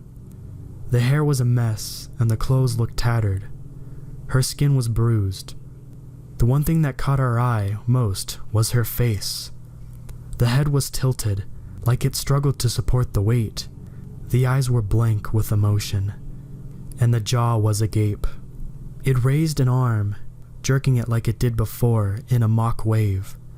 The jerking, however, started to get more violent as the entire body started to shake uncontrollably. Neil quickly closed the curtains and backed off. He orders us to sit behind the counter. He set himself in the gap leading into the kitchen with a gun aimed at the door. I was silent for what felt like an hour. The three of us continued to look at Neil, who was completely focused on the door. A massive, grotesque smell entered our noses, and all of us reacted appropriately. The horrid stench was like if you left groceries to ferment in a box in the summer heat, with a couple of carcasses as a garnish. It was definitely hard to breathe, tasting the smell in the back of your throat, even with your nose pinched. It was so bad, JD actually threw up. Then, without any warning, the smell was gone. The hot air that was the smell went away, and was easier to breathe. I was afraid to let go of my nose, but was rewarded with a breath of fresh air. Everyone took a couple of breaths to rid their lungs of the pungent smell that lingered before. Neil asked us if we were okay and replied, JD being the exception since he'd puked. We heard what sounded like a whine. It sounded like a mix between a dog and a child about to cry.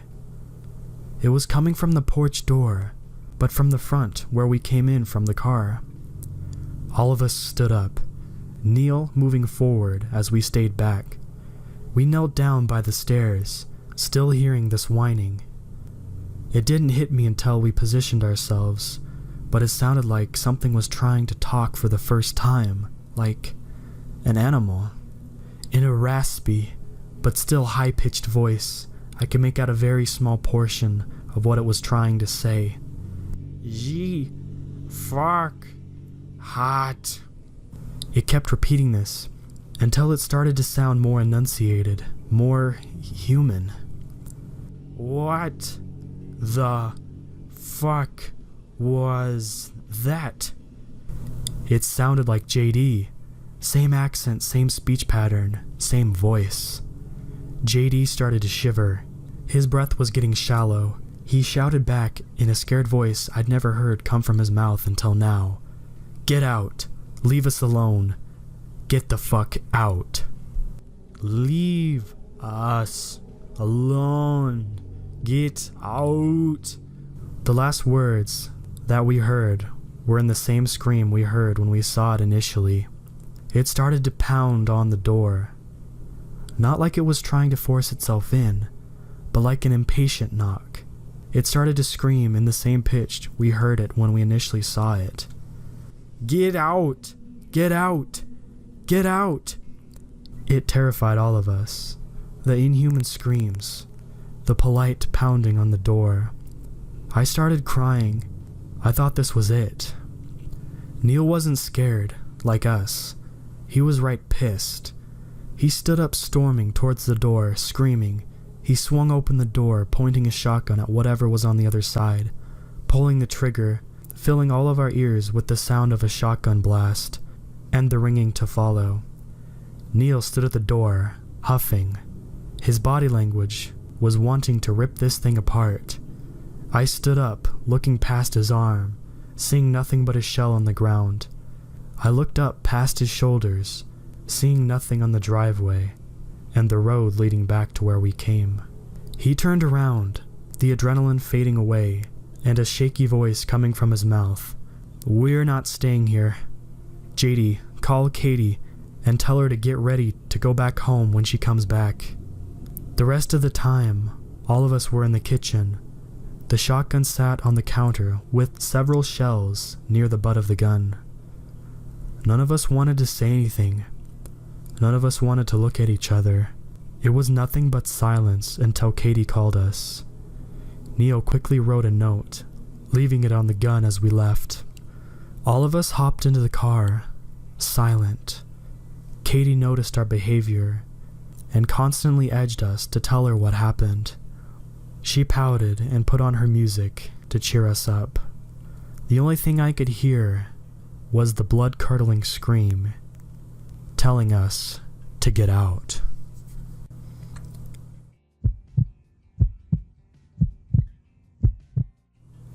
My background. My dad is full-blooded Navajo from northern Arizona, and my mom is white.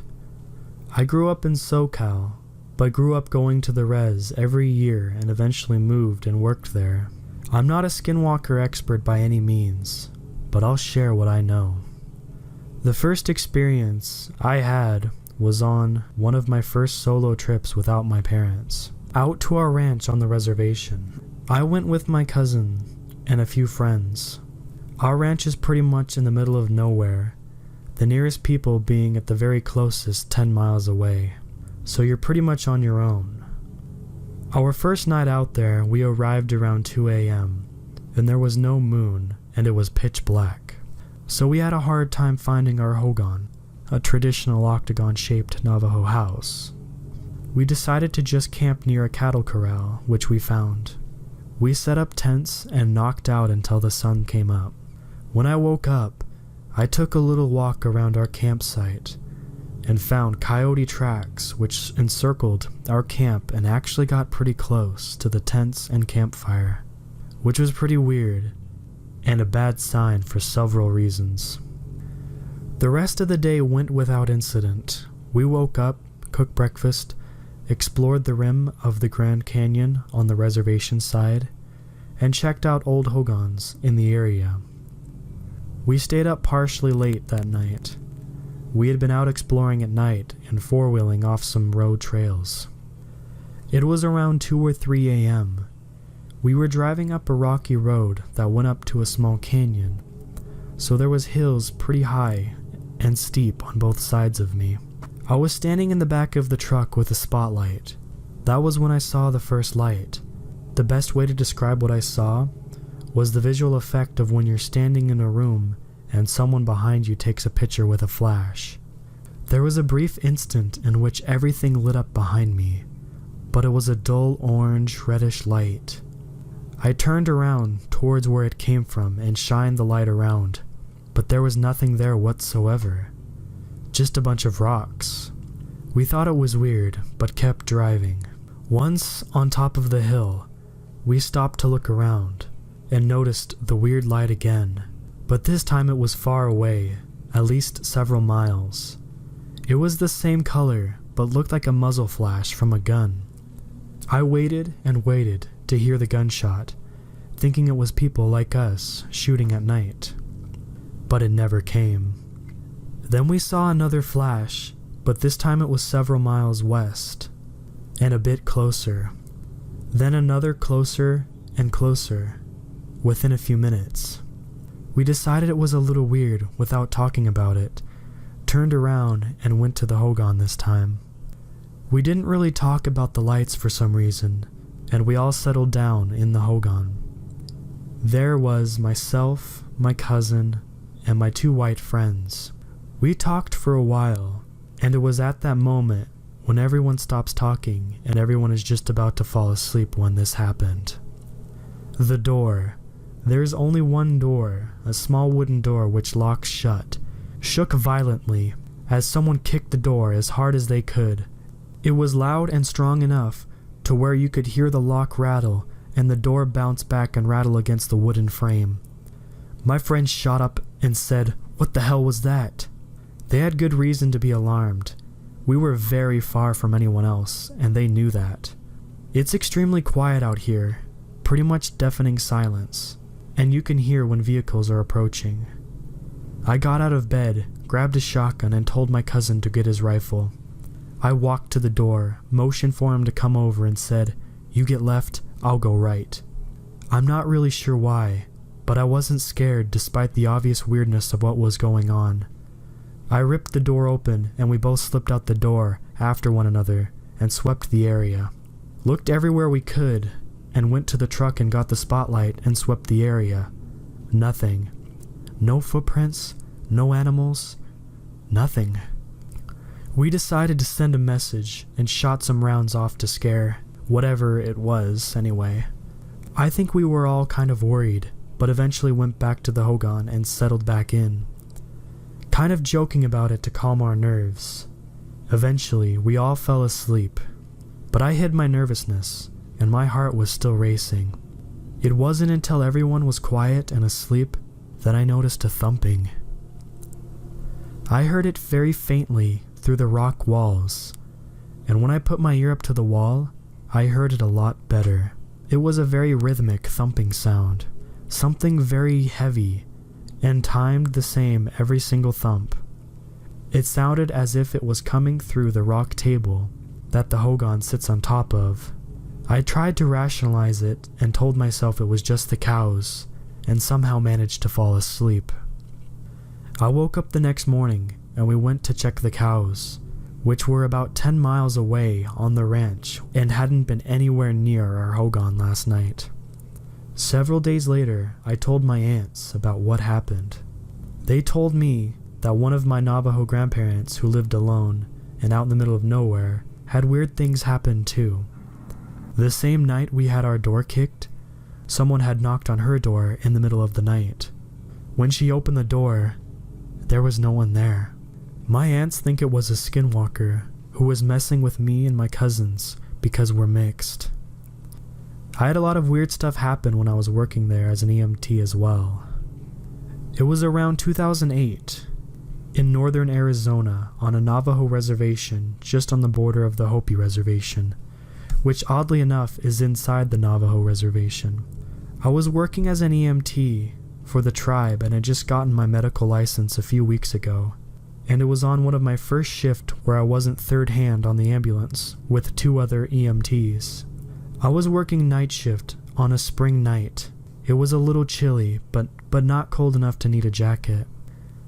The moon wasn't really out, so it was another dark night on the res. We were stationed outside the emergency department, working from 7 p.m. to 7 a.m., and responding to 911 calls. We got paged out for a man-down call to the Hopi village with no other information. We usually asked assistance from the police department in securing the scene, just because that's standard protocol. And a lot of times, it's a nightmare call. There's a possibility of domestic violence or rowdy people. But as there's very few police present on the reservation, there were no police units available to respond with us. We were on our own. We responded code 2, lights but no sirens, and made our way to the village, which was only 10 minutes away. We arrived on scene and immediately saw the patient lying on the ground in the dirt in front of the house. It actually turned out to be a distant relative of mine somehow. I had never met or known him, but I think he was my cousin's distant uncle. He was breathing, but drunk and unconscious. He looked as though someone had either kicked him or stomped on his chest. Nothing required us to load and go, but we would transport him to the hospital to sober up and just to be safe. We checked in his house, found some drunks. Might have been the people who assaulted him, and kicked them out. Now it was partially dark, and in the Hopi village, in that section, there were no streetlights. The only lights we had were the big lights on the side of our ambulance, which cast a big circle of light around the unit. There weren't any porch lights either, so it was pretty dark aside from the ambulance area. What I first noticed was quite weird. A few residents came out of their houses, which was odd because it was 2 a.m. But this village is small, so I didn't think much of it.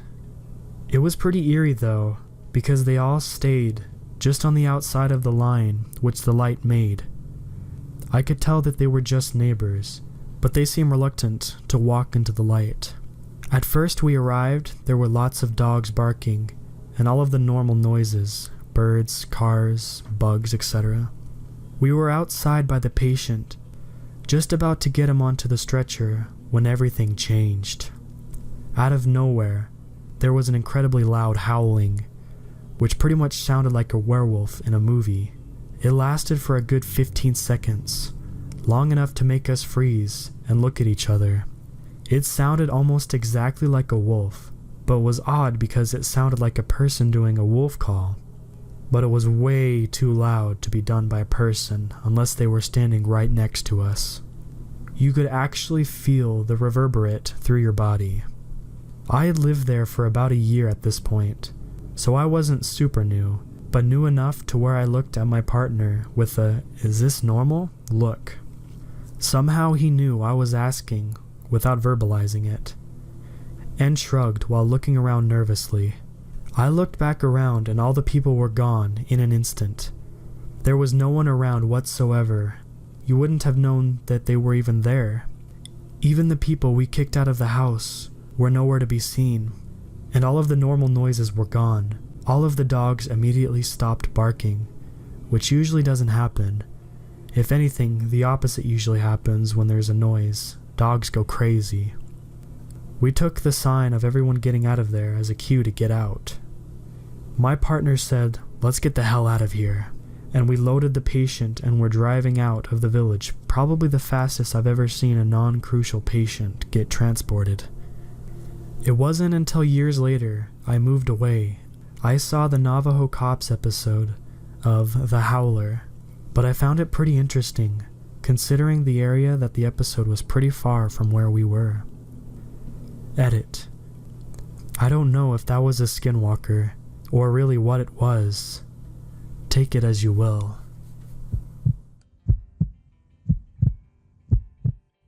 My father told me a story once. I'll never forget it, for a few reasons. I think it's the first story he ever told me, as a child. It's also the story of how my grandfather died, but honestly, that isn't the reason. You hear stories on TV, or sometimes you overhear something in a public place. People talk about ghosts, aliens, and you think to yourself, that isn't real. They're making it up, or they're mistaken, or they're crazy, or something like that. You just can't believe it until something happens. Something that brings it all together, connects the dots in a way you didn't think of before. Maybe it happens to you. Maybe you hear it. Maybe you hear the same story again and again, happening to different people. It doesn't take long for the world to become a lot bigger than you thought it was. As I said, this is a story my father told me, but I never believed it, even though he swore up and down it was true. It wasn't until I started clicking around the internet I started to believe. I started to hear other stories, just like the one my father told me. It didn't take me long to believe in the rake. That's not what my father called it, of course. He's never used the internet in his life. He wouldn't know of what the consensus has taken to naming it. When he chose to call it something other than it or that thing, he called it Skinwalker, after an old Cherokee tale his grandfather told him. But I'll tell you the story the way he told it to me. We were out hunting one night, he'd tell me. Coyotes. We'd kill them for $50 a skin. They lived in a dairy farm in Ohio. They'd kill calves sometimes. We'd do it every night because we needed the money. Sometimes, while we were out, we'd come across a deer and kill it. Our landlord didn't mind, and it could feed our family for a few nights and save us some money. Anyway, we were done making our rounds and began heading home, walking, because we didn't have a car or some four-wheeler back then. We'd cut through the woods. That's when we came upon it. Blood everywhere, splattered on the trees, in the grass, in the creek, everywhere. At first, we figured it was a pack of coyotes. We'd seen it sometimes. They can't scavenge and start hunting a deer or cattle. The worst was when they bred with feral dogs. But this wasn't like that. See, when a pack of dogs or wolves or coyotes attack something, they do it right. They pick off the one that's weak or sick or old or just small. They hunt it, draw it into a corner, someplace it can't get out of, and they'll run it right into the biggest one, the alpha. And that deer will never see the alpha. It might hear it, but it won't see it.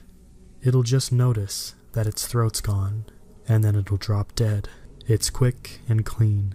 That wasn't what happened here. Something had ran up on a den of deer. Coyotes won't attack a den, wolves neither, because they'd get too much of a fight. There were three bodies, just torn apart. You'd see a head there, a leg there, a torso here. Predators don't do that. They don't leave behind scraps. What had done this hadn't done it for food. It had done it for fun. But we didn't know that. We saw a bunch of carcasses, and we think it's something we gotta take care of. I remember my dad telling me to go home. He thought it was a pack of feral dogs, but I wasn't leaving him, and I damn sure wasn't walking through 2 miles of woods alone, with nothing but a .22 and a pocket knife. He was 13 at the time, so a .22 rifle was the only gun he could reliably use. Dad had a shotgun, and I wasn't going anywhere without it. It took me a while to convince him, but finally we began tracking whatever did that. It wasn't hard either. We just followed the blood. Either that thing bled before it got away, or it dragged one for a mile. I don't know. I know I'd never seen my dad scared before that night. We started hearing noises. I've been in a lot of woods in my life. I've been all over the world, and I haven't ever heard noises like I heard that night. I heard things screaming. Heard deer, a fox, and rabbits, and a raccoon, and birds. Just scared. Keep in mind, This is maybe 12 or 1 o'clock. Except the fox and some birds, nothing was supposed to be even awake. But they aren't just awake, they were moving. I saw flocks of birds, just trying to get out of there. We came up on a pack of coyotes, nearly shot a couple of them, thinking it was what we were looking for. But then we saw they were running towards us, then right past us. Didn't even notice. Then some deer did the same. Then some rabbits, squirrels, foxes, and even a couple wild hogs.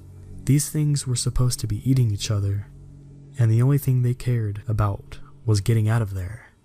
We should have put it together that maybe whatever we were tracking, it wasn't something we were supposed to see, and wasn't something we could kill. I don't know why we didn't just go home.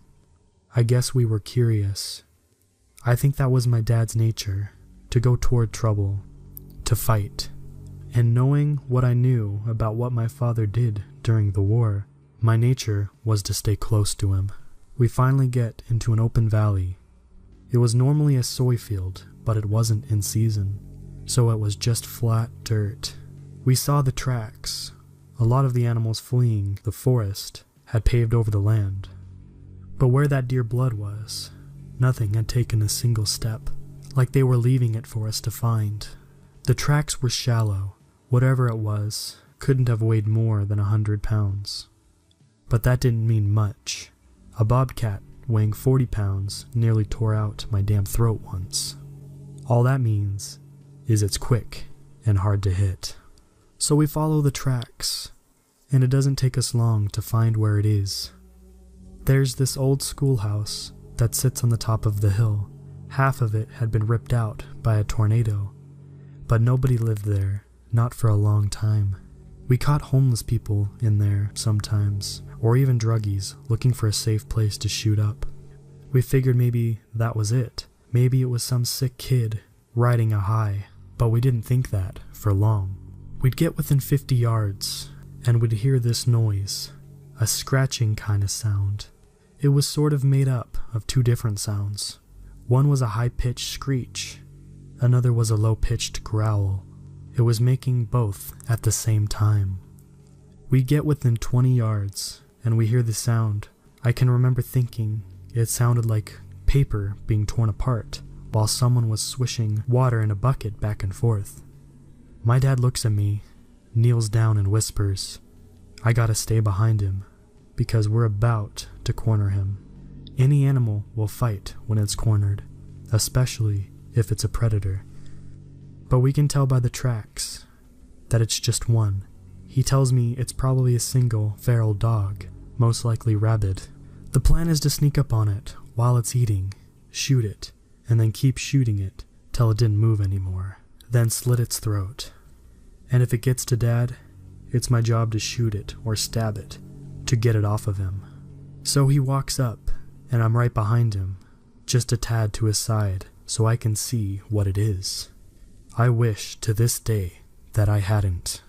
It was leaning over a carcass, tearing off its flesh, and throws what it doesn't nibble aside. There was blood all over the brick, glistening in the moonlight. It's pale white, human-looking, but not quite human.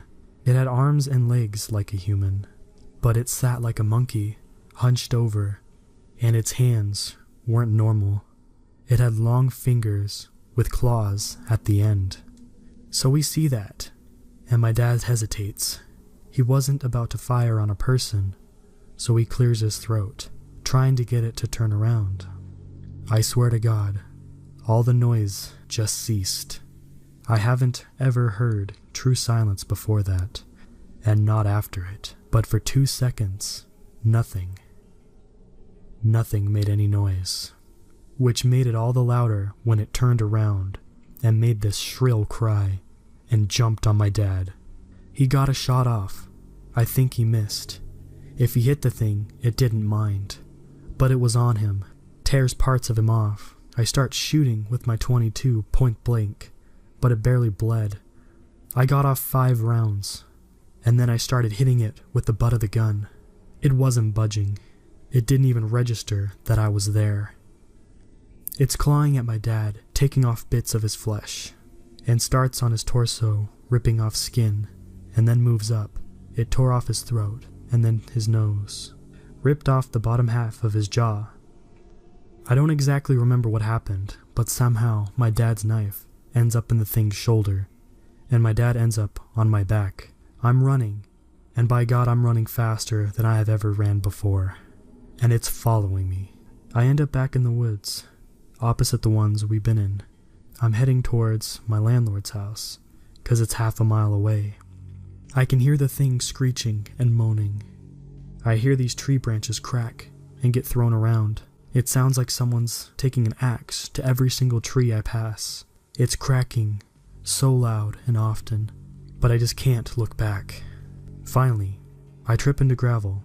I look up, and there's my landlord and a bunch of his buddies drinking around a campfire. I scream and I cry, and they come over. I'm telling them to call an ambulance. And he looks at me, and I'll never forget what he said. "What's on your back?" he asked me. Just as he said it, he saw one of those god-awful flannel shirts my dad wore everywhere. It was what was left of my dad. Suddenly we hear it, screeching. He grabs me and my dad gets thrown to the ground. I'm fighting him, crying, 'cause I think we can still save him somehow.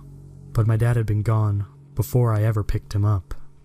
He has to pick me up and throw me aside before I come with him.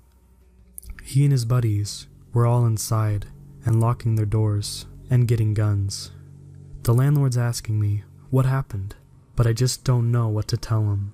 He pieced enough of it all together to understand that there was something dangerous there. All the lights in the house were on, and someone called the cops. They'll be there, but in 15 minutes. We look outside, and I see it walk in front of the fire they'd made. They don't know what it is. One of them says it looks like an ape. Suddenly, something goes through the window. We shoot at it, but it ain't the thing. It's my landlord's dog. Just the body though, not its head or legs. We start pushing things in front of the doors and windows when we hear something in the garage. I remember one of my friends saying the doors were open. We hear metal and glass just get ripped apart, but we put a couch and TV in front of the door to the garage. It banged around some more, but then it got quiet. Not silent, like it was before. We could hear it move around some, and the guys were talking, making sure the guns were ready. Someone hands me a pistol. No sooner did I cock the hammer back, did we hear something shatter upstairs. Then we heard it screech again, except now it was louder, and it didn't echo and fade out, because it was inside. We all rushed to the one door leading upstairs, and we got to it just as that thing did. It opened it just a bit, and 4 or 5 men just slammed into it. It got its hand through though. Someone with a shotgun took care of that. Put the barrel right up to its wrist and pulled the trigger. Cut its hand clean off. That only pissed it off though. It started pushing on the door, clawing. We were on one side pushing as best as we could, and it was on the other side doing the same. The wood was just not going to hold. Someone tells us to keep our heads down. Then suddenly, the top half of the door is just gone. My ears ringing, and there were splinters everywhere. 2 or 3 of them unloaded on the top of the door. I don't really know where it went after that. The police got there. I was still glued to the door, or what was left of it.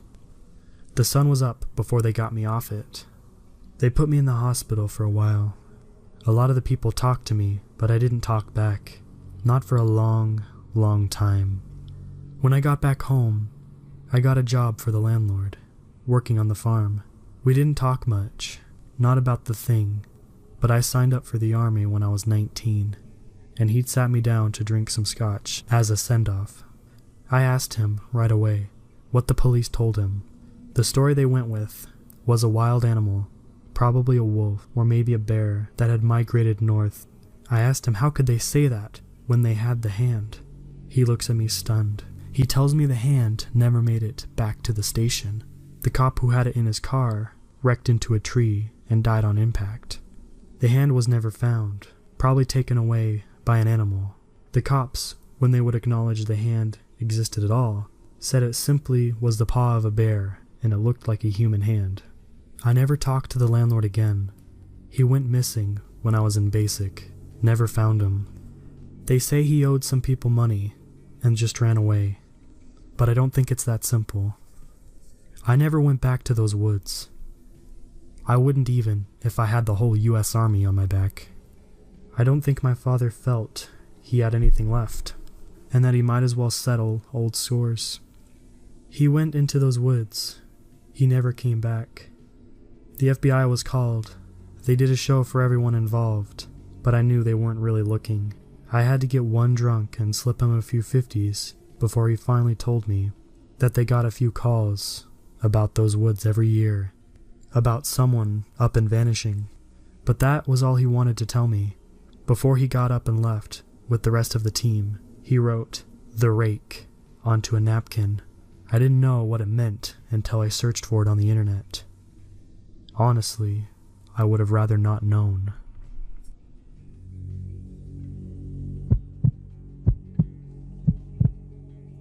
Rewind 2 weeks. It's the 4th of July. A few of my friends want to actually do something instead of lounge around in front of our computers like we do every day. There were 5 of us. Me, Neil, Elijah, JD, and Neil's sister, Katie. Neil had the idea to go to his grandparents' house, as they owned a farmhouse. We live in Texas, so having that much space, especially with other houses being half a mile out, it was the perfect place to pop fireworks without getting into too much trouble. The drive from where we lived to their house was about a 40-mile drive. Unfortunately, the only car that we had at our hands was a 2-door, so trying to fit 5 of us into the car was hectic, to say the least. The drive was actually tolerable. 3 of my friends were in the back and found a comfortable, yet funny position to sit in the car. The music Katie was playing was helping a lot and definitely passed the time. We all bought some fireworks halfway there, and my friends jumped back into their designated position for another 20 miles.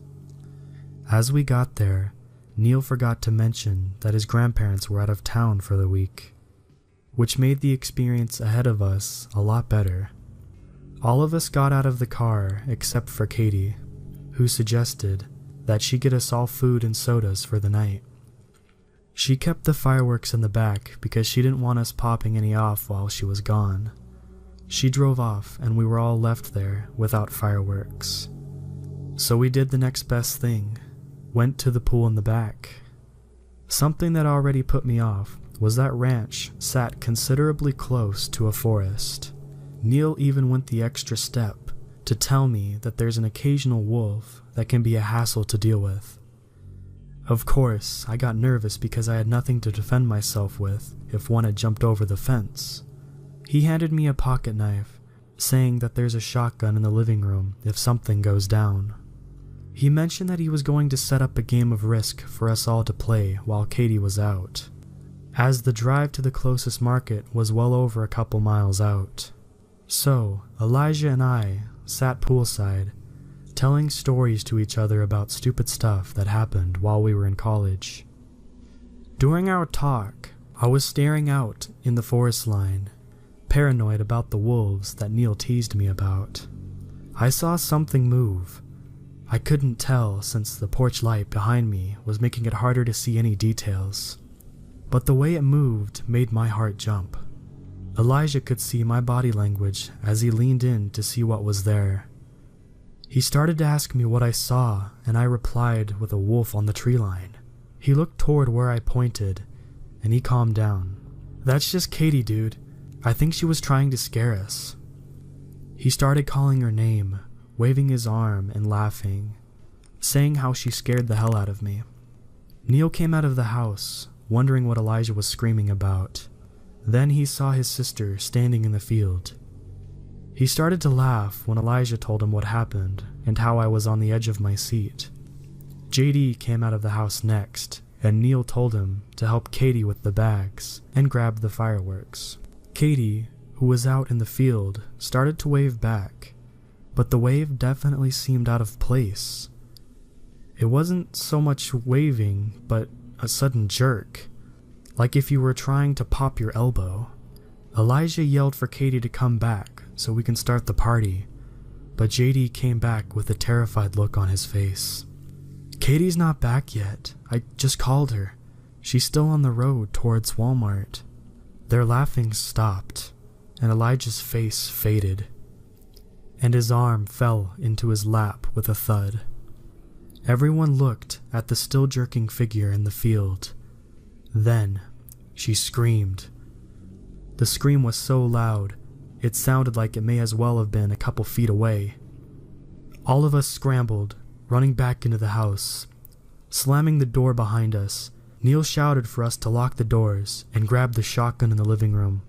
I ran to grab the shotgun, as it was the closest thing to us, while the other two ran to each of the doors leading inside.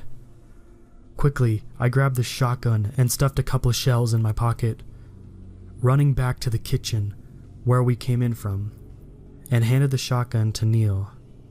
I pulled out the shells and sat them on the counter, and he loaded one in.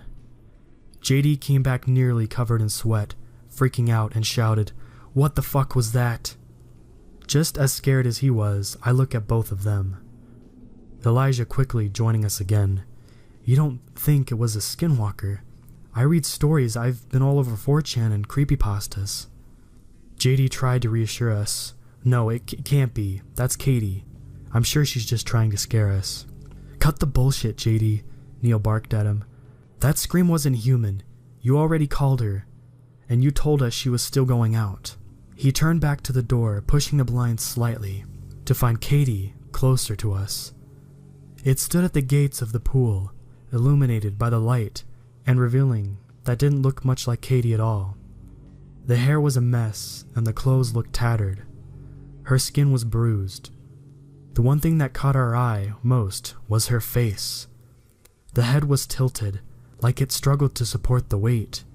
The eyes were blank with emotion, and the jaw was agape. It raised an arm, jerking it like it did before in a mock wave.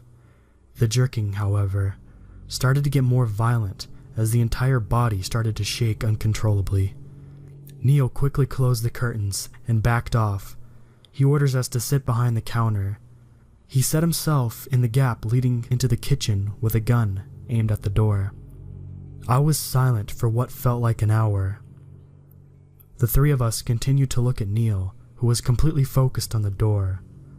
A massive, grotesque smell entered our noses, and all of us reacted appropriately. The horrid stench was like if you left groceries to ferment in a box in the summer heat, with a couple of carcasses as a garnish.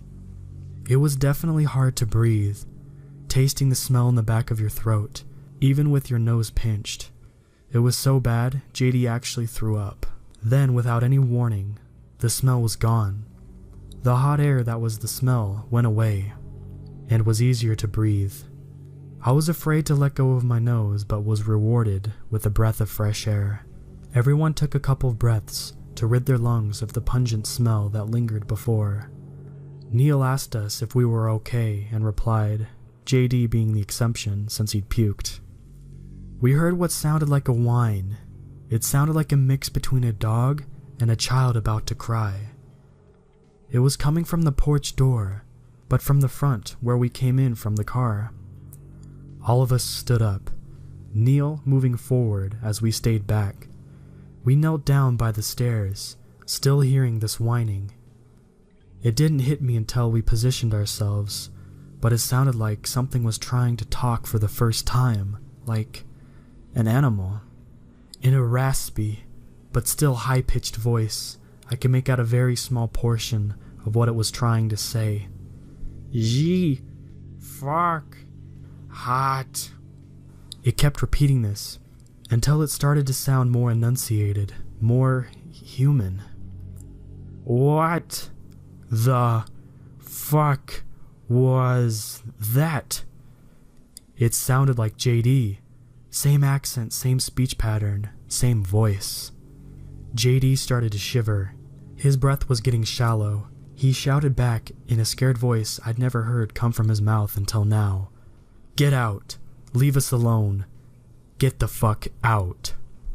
Leave us alone. Get out. The last words that we heard were in the same scream we heard when we saw it initially. It started to pound on the door. Not like it was trying to force itself in, but like an impatient knock.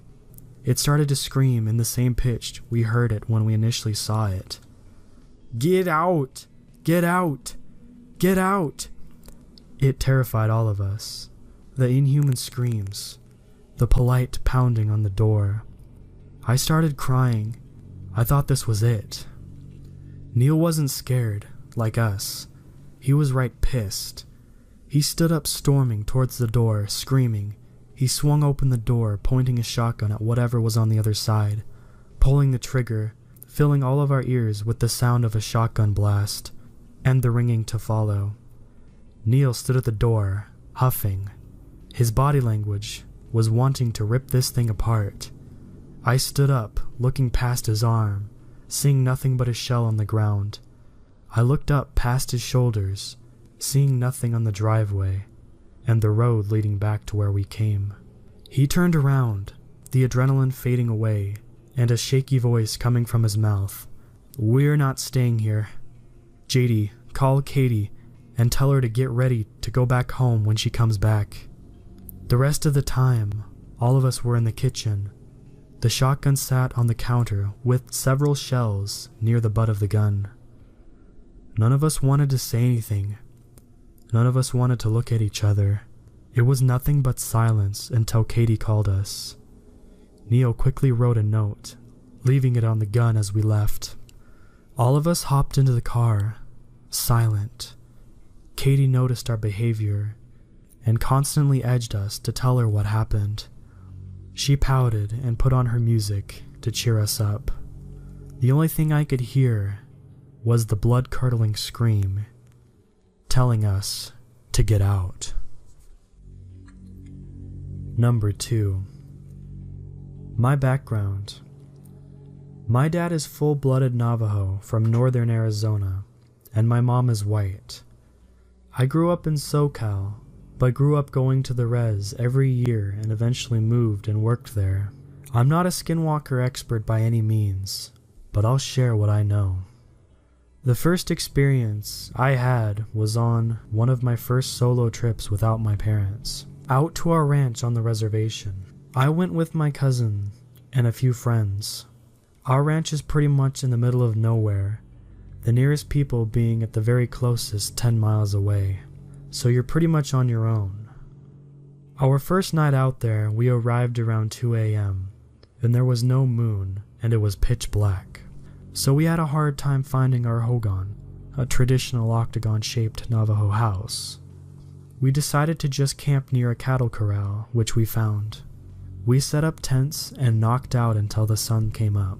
When I woke up, I took a little walk around our campsite and found coyote tracks which encircled our camp and actually got pretty close to the tents and campfire, which was pretty weird and a bad sign for several reasons. The rest of the day went without incident. We woke up, cooked breakfast, explored the rim of the Grand Canyon on the reservation side, and checked out old hogans in the area. We stayed up partially late that night.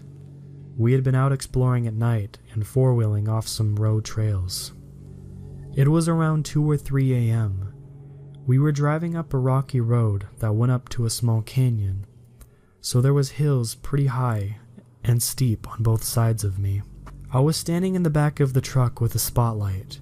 That was when I saw the first light. The best way to describe what I saw was the visual effect of when you're standing in a room and someone behind you takes a picture with a flash. There was a brief instant in which everything lit up behind me, but it was a dull orange reddish light. I turned around towards where it came from and shined the light around, but there was nothing there whatsoever. Just a bunch of rocks. We thought it was weird, but kept driving. Once on top of the hill, we stopped to look around and noticed the weird light again, but this time it was far away, at least several miles. It was the same color, but looked like a muzzle flash from a gun. I waited and waited to hear the gunshot, thinking it was people like us shooting at night. But it never came. Then we saw another flash, but this time it was several miles west, and a bit closer. Then another closer and closer, within a few minutes. We decided it was a little weird without talking about it, turned around and went to the Hogan this time. We didn't really talk about the lights for some reason, and we all settled down in the Hogan. There was myself, my cousin, and my 2 white friends. We talked for a while, and it was at that moment when everyone stops talking and everyone is just about to fall asleep when this happened. The door. There's only one door, a small wooden door which locks shut, shook violently as someone kicked the door as hard as they could. It was loud and strong enough to where you could hear the lock rattle and the door bounce back and rattle against the wooden frame. My friends shot up and said, "What the hell was that?" They had good reason to be alarmed. We were very far from anyone else, and they knew that. It's extremely quiet out here, pretty much deafening silence, and you can hear when vehicles are approaching. I got out of bed, grabbed a shotgun, and told my cousin to get his rifle. I walked to the door, motioned for him to come over, and said, "You get left, I'll go right." I'm not really sure why, but I wasn't scared despite the obvious weirdness of what was going on. I ripped the door open, and we both slipped out the door after one another and swept the area. Looked everywhere we could, and went to the truck and got the spotlight and swept the area. Nothing. No footprints, no animals, nothing. We decided to send a message and shot some rounds off to scare whatever it was anyway. I think we were all kind of worried, but eventually went back to the Hogan and settled back in, kind of joking about it to calm our nerves. Eventually, we all fell asleep, but I hid my nervousness, and my heart was still racing. It wasn't until everyone was quiet and asleep that I noticed a thumping. I heard it very faintly through the rock walls, and when I put my ear up to the wall, I heard it a lot better. It was a very rhythmic thumping sound, something very heavy, and timed the same every single thump. It sounded as if it was coming through the rock table that the Hogan sits on top of. I tried to rationalize it and told myself it was just the cows, and somehow managed to fall asleep. I woke up the next morning and we went to check the cows, which were about 10 miles away on the ranch and hadn't been anywhere near our Hogan last night. Several days later, I told my aunts about what happened. They told me that one of my Navajo grandparents who lived alone and out in the middle of nowhere had weird things happen too. The same night we had our door kicked, someone had knocked on her door in the middle of the night. When she opened the door, there was no one there. My aunts think it was a Skinwalker who was messing with me and my cousins because we're mixed. I had a lot of weird stuff happen when I was working there as an EMT as well. It was around 2008, in northern Arizona on a Navajo reservation just on the border of the Hopi Reservation, which oddly enough is inside the Navajo Reservation. I was working as an EMT for the tribe and had just gotten my medical license a few weeks ago, and it was on one of my first shift where I wasn't third hand on the ambulance with 2 other EMTs. I was working night shift on a spring night. It was a little chilly, but not cold enough to need a jacket. The moon wasn't really out, so it was another dark night on the res. We were stationed outside the emergency department, working from 7 p.m. to 7 a.m., and responding to 911 calls. We got paged out for a man-down call to the Hopi village with no other information. We usually asked assistance from the police department in securing the scene just because that's standard protocol, and a lot of times it's a nightmare call. There's a possibility of domestic violence or rowdy people, but as there's very few police present on the reservation, there were no police units available to respond with us. We were on our own. We responded code 2, lights but no sirens. and made our way to the village, which was only 10 minutes away. We arrived on scene and immediately saw the patient lying on the ground in the dirt in front of the house. It actually turned out to be a distant relative of mine somehow.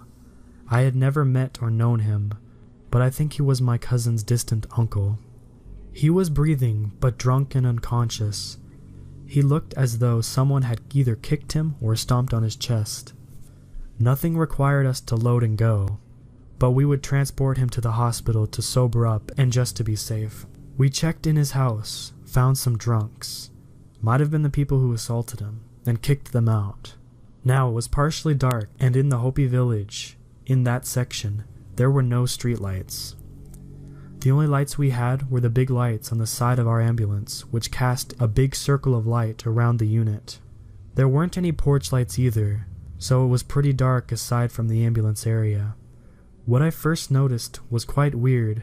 A few residents came out of their houses, which was odd because it was 2 a.m. But this village is small, so I didn't think much of it.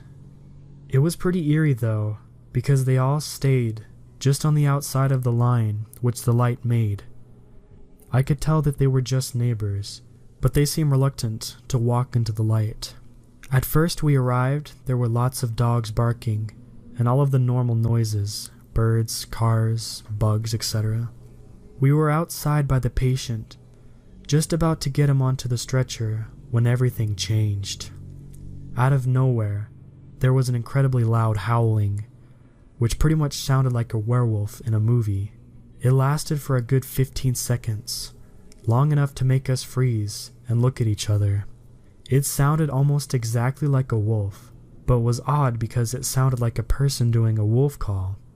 But it was way too loud to be done by a person unless they were standing right next to us.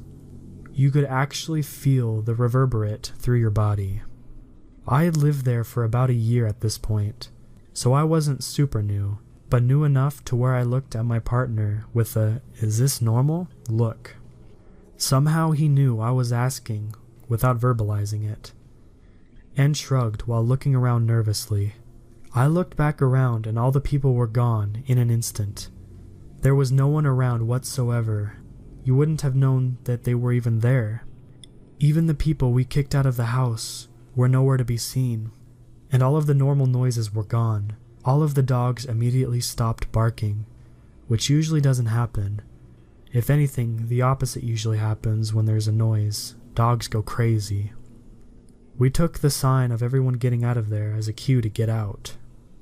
My partner said, "Let's get the hell out of here," and we loaded the patient and were driving out of the village, probably the fastest I've ever seen a non-crucial patient get transported. It wasn't until years later I moved away. I saw the Navajo Cops episode of The Howler, but I found it pretty interesting, considering the area that the episode was pretty far from where we were. Edit. I don't know if that was a Skinwalker, or really what it was. Take it as you will.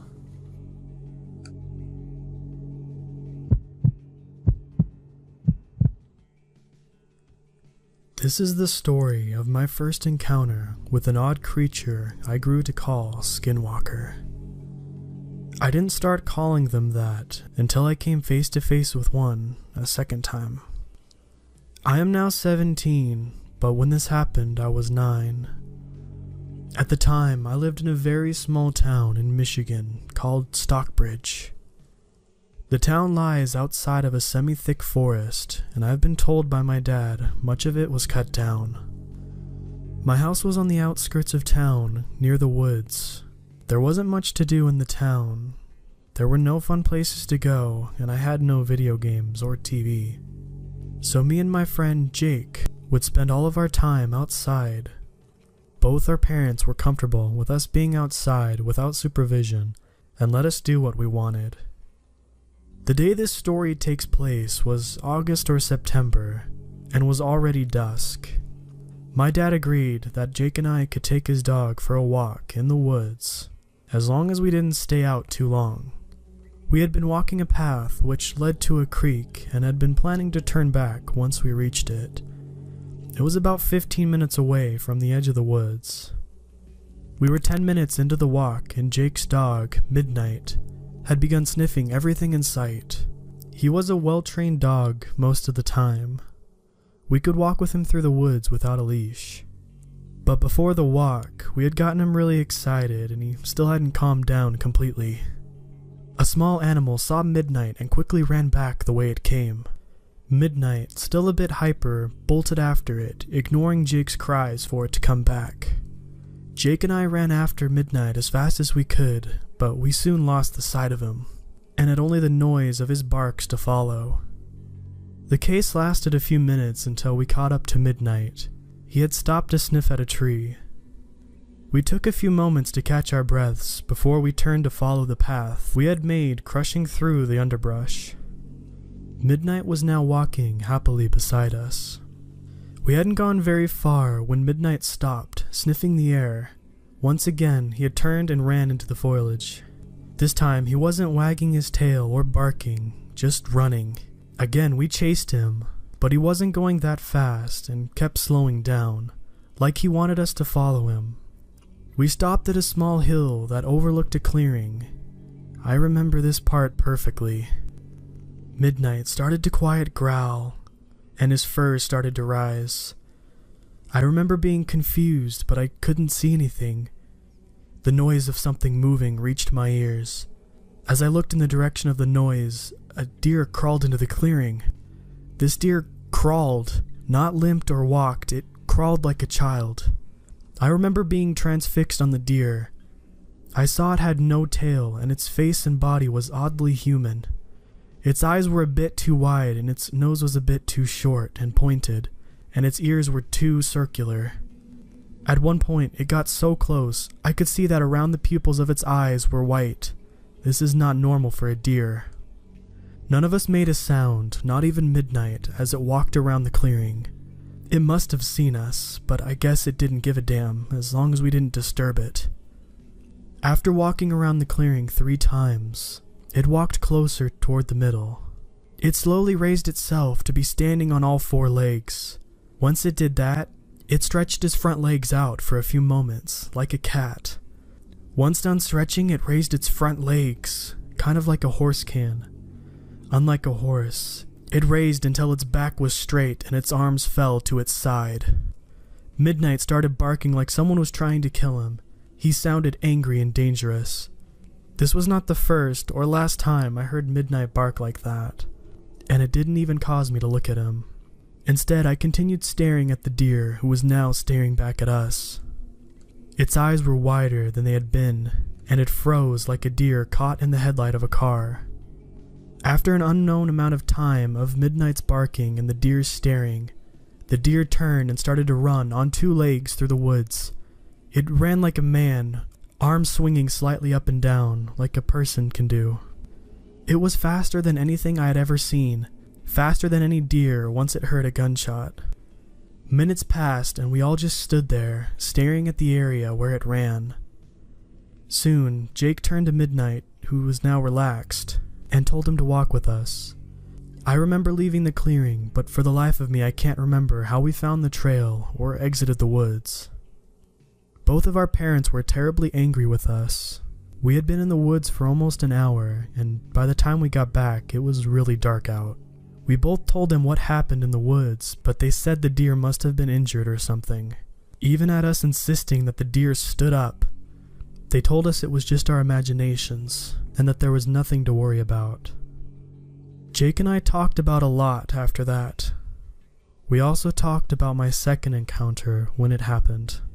Sadly, I moved and lost contact with Jake. This is my second encounter with a Skinwalker. This happened when I was 10, and unlike my first encounter, I do not remember much of the fine details such as time, date, or exact location. I do remember that this happened sometime in winter 2011 and took place in Canada. This happened when I was 10. I didn't know that Skinwalkers were a thing at this point in time, and so my idea of Skinwalkers and yours may be extremely different. My dad was thinking it would be cool, suggesting that the entire family take a trip up to Canada to visit his brother, my uncle. My mom shot that shit down immediately. as it was in the middle of winter and very cold. My dad, who can talk anyone into anything, anyone but my mom, got her to agree with him. After my dad talked some more, he was able to take only one child with him. He could take the eldest child, a boy of 10, me. My mom wouldn't agree to anything else. A week went by, in which I assume my dad got everything sorted out with James, my uncle. My dad and I loaded into the car with our suitcases and started the multi-hour drive to our destination. This was my first time out of the country, and so I spent most of my time staring out the window. Before I knew it, we were stopping safely at our destination. We must have crossed through a border check at some point, but I don't remember it. Our destination turned out to be a cabin in the middle of the woods, with no civilization for miles. It was fantastic. This remains the only time I visited Canada, but the woods were beautiful. I remember being awestruck by them. The trees were a different type than in Michigan. The nature was loud with animals, and there were some bird calls I couldn't place. And the snow was deep, but seemingly untouched. I met James and his family for the first time. The first 3 or 4 days were a blast, exploring my new surroundings and just having fun with others. My family isn't big on guns. Up until this point, I had never even seen one. My dad hesitantly said yes, believing his brother and his promise that he wouldn't actually let me shoot it. James got his gun, which was some kind of rifle, I believe, and we went into the woods. I followed him as we walked, wondering what the gun would sound like. We hadn't gone far before we reached a fence that had cans on top of it. James showed me all the parts of the gun, even unloading it, so I could hold it. He showed me how to shoot, and I had a good time, even though I actually wasn't shooting at the cans. An hour went by, and it started to snow. At this point, James and I were cold, so we decided to start heading back. I don't know how close we were to the cabin when I saw it. Over some brush, I saw what I thought was a deer standing on its hind legs, walking like James and I were a moment before.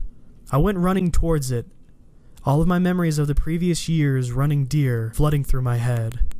Running deer was what Jake and I started calling it, thinking that it was a name that fit the creature well. James saw me running and must have seen what I was running towards. It was massive, bigger than a deer by at least 1.5 feet. He quickly caught up with me and put his hand in front of me to stop me from going any closer. We just watched it for a bit. At first it had its back turned to us, and I could see it didn't have a tail. After a few moments it noticed us and turned around. Its face was unlike the deer's. Ears too round, nose too short and pointed, and its eyes too wide. Again I could see the whites of its eyes. Other than that, the face was completely different from the deer's. For one, it was a moose, not a deer. Those two animals don't look much alike. For another, it looked surprised. The deer had seen us, but no emotion at all ever crossed its face. Not even when midnight had started barking. But the moose looked shocked. It looked like it had found an unknown creature. I watched the moose with curiosity and wonder. The moose looked at us with something in its eyes. I couldn't place it at the time. Years later, I was 12. I saw the same look in another creature's eye. The creature was a starving dog, guarding its kill from me as I walked by. That look was hunger. The moose started walking toward us. It didn't get 3 steps before I heard a gunshot. Immediately after the gun was fired, the tree directly behind the moose seemingly exploded. Without a moment's hesitation, the moose turned and ran, faster than anything that size should be able to move. I didn't watch it as it ran. I had fallen over, ears ringing. I had been wearing earmuffs while James was shooting earlier, but I had taken them off while we were walking back. The ringing gave way to a splitting headache. I have never been so close to a gun when it fired. I have heard that being close to a gun when fired can leave you close to death for a while, but the ringing seemed to wear off after a few minutes. James was in front of me when he shot. Maybe that had something to do with it. Anyway, once it was evident that my hearing was back, James made me promise not to tell anyone anything that just happened. Me being 10, I told my dad. James and I saw a moose, and it was standing just like a man, just like the deer. As soon as I got back, James was standing right behind me and everything. I remember James saying something like, "This kid's got one hell of an imagination," and my dad just started laughing. I have tried talking to James about this. I tried just before writing this, in fact, but he always seems to avoid the subject. He even went as far as to hang up on me when I tried pushing for information earlier. This is my third story. At the time, I was 16 and lived in Massachusetts. I've also lived in Michigan and Wisconsin and have had encounters in both. I live near Boston, but was going on a road trip with my friend and his family out to their new place in the remote parts of Massachusetts. I'll call my friend Chad. We got to their house and I was planning to stay for about a week to help them get settled in and to see the surrounding area. At the edge of their property, they have these woods, which start off with just a few trees here and there, but after a 5-minute walk, it gets really dense. On the third day of being there, Chad's mom says she wants to give me and Chad a day off, so we could do whatever we wanted. At first, we wandered around the property and hung around the house. Then we choose to walk to the closest town. This takes 30 minutes. The town is small and there isn't much to do, but I'm happy just to be back in a place like I lived for most of my life. Small and in the middle of nowhere. We talked to an owner of an ice cream shop, which told us a bit of history about the town, nothing important or exciting. After that, we had started back to Chad's house. We got back around noon, and I suggested we go for a walk in the woods. Chad, who isn't the outdoorsy type, said no, but after a couple minutes of me nagging him, he agreed to go. Even though I go out all the time, I camp and walk the trails, at night most of the time. I have gotten paranoid due to skinwalkers and other stuff, so I always have a pocket knife with me when I go out like this. So I ran inside the house to get it. We started into the woods, leaving an obvious trail. Like I said, the woods were very thick. At first, Chad spends his time grumbling things like, "There's too many bugs. It's too damn warm outside to be doing things." Keep in mind, this was the last month in October. After a while, he started to enjoy being outside, and he actually says he liked it, and wanted to go further into the woods. By now, it was 4:30, and it was rapidly getting dark, but I didn't really care that much. We kept walking into the dark, to the point where I couldn't see much. We had started on our way back, but at some point we had gotten separated. I noticed this and turned on the flashlight on my phone, spinning around to see if I could see Chad. I couldn't. "Chad!" I yelled out. "Can you hear me? If you can, say something." I waited, and a few moments later, off to my right, I heard a feeble stammer. "Zach." Zach is my name. It sounded like Chad, and I quickly turned to the direction of the noise and slowly walked towards it. I didn't see anything, so I moved my light horizontally to try to spot anything. I called out again, "Chad!" and got "Zach" again. It was much stronger and louder this time. I walked forward with more confidence but stopped dead in my tracks as I heard something big move very quickly through the bush right behind me. I whipped around frantically and came face to face with Chad. At first I was stunned. I had heard him from the opposite direction. Up to this point in my life, I had only encountered a skinwalker with another person once, and we were together when it happened. So this situation was new to me. What the hell were you doing behind me? Why didn't you come from the same direction as your voice?" I practically yelled at him, overcome by anger at being tricked like that. "What are you talking about? You were the one changing directions," Chad yelled back. "What?" I said quietly. I shined my light on him. I could see he was obviously shaken. "I heard you call my name and I started to walk toward you. You sounded scared or hurt at first, but after a few minutes you started saying my name normally. Then you stopped answering my calls and I heard you from behind me, and I saw your light, so I started running at you," he explained. I was scared, finally putting the pieces together. I had never encountered a skinwalker that could impersonate a person's voice before, and I realized it was in the woods with us. There was a faint noise of movement behind me. I turned around to see a horrible sight. Not 10 feet in front of me, its head looked like a wolf's, like the kind you would see at a zoo. It was at least 6.5 feet tall. Its head, shoulders, and arms and chest were all covered in thick gray and white fur. Its legs and most of its stomach held a much thinner pelt of the same fur. Both Chad and I saw the creature and ran faster than I thought we could. For whatever reason, the creature didn't chase us, and we made it out of the woods without incident. Chad told his family, who didn't believe him. I didn't tell mine because they haven't believed me about this stuff in the past. Chad has not gone back to the woods and has not seen the beast again.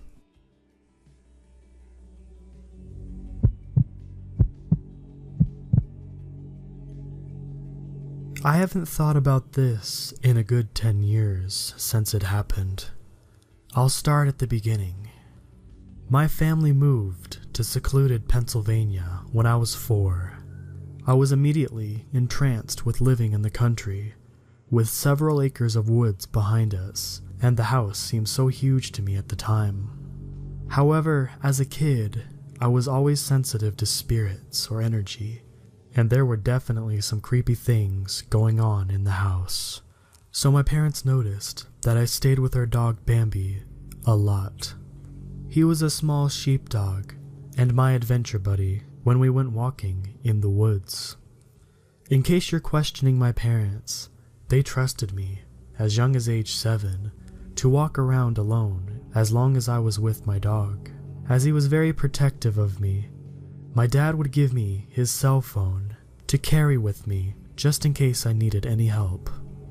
Up until I was 15, I spent a lot of time alone by choice. After school, I'd be home by 3:20.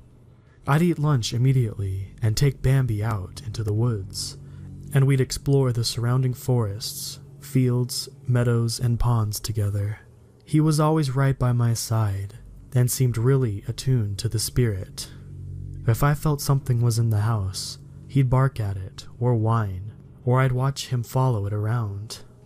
Usually, he picked up on the presence of something at the same time I would. Anyway, from the backyard to the left, there is a small strip of trees, and in the fall and winter, when the branches are bare, you can see the field next door, which is about 300 yards from my house itself. There is a big plane shed up there, and a kind of runway, where my neighbor would fly his biplanes off. What's kind of important to the story is we have no neighbors for a mile in every direction.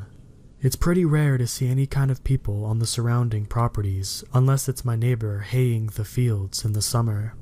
But one day, in early fall, I had been trumping through the woods with Bambi for several hours, and I let him run off the leash most of the time because he would run ahead about 20 feet and keep turning around to check if I was still there. If I had lost sight of him, he'd retrace his steps to find me again. That day, I got caught up in something, so Bambi ran off a little bit and I suddenly realized I was alone. Suddenly, there was a lot of crashing deeper in the woods, and I heard Bambi's alarm bark and a lot of yelping and then some screeching. Raccoons and gophers really make fucking scary distress sounds, so I figured that's what it was.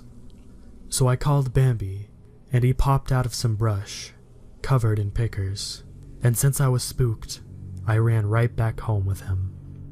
Right as I got back to the door, I stopped to catch my breath, and Bambi and I were just standing there when I spotted something standing on the very edge of the runway.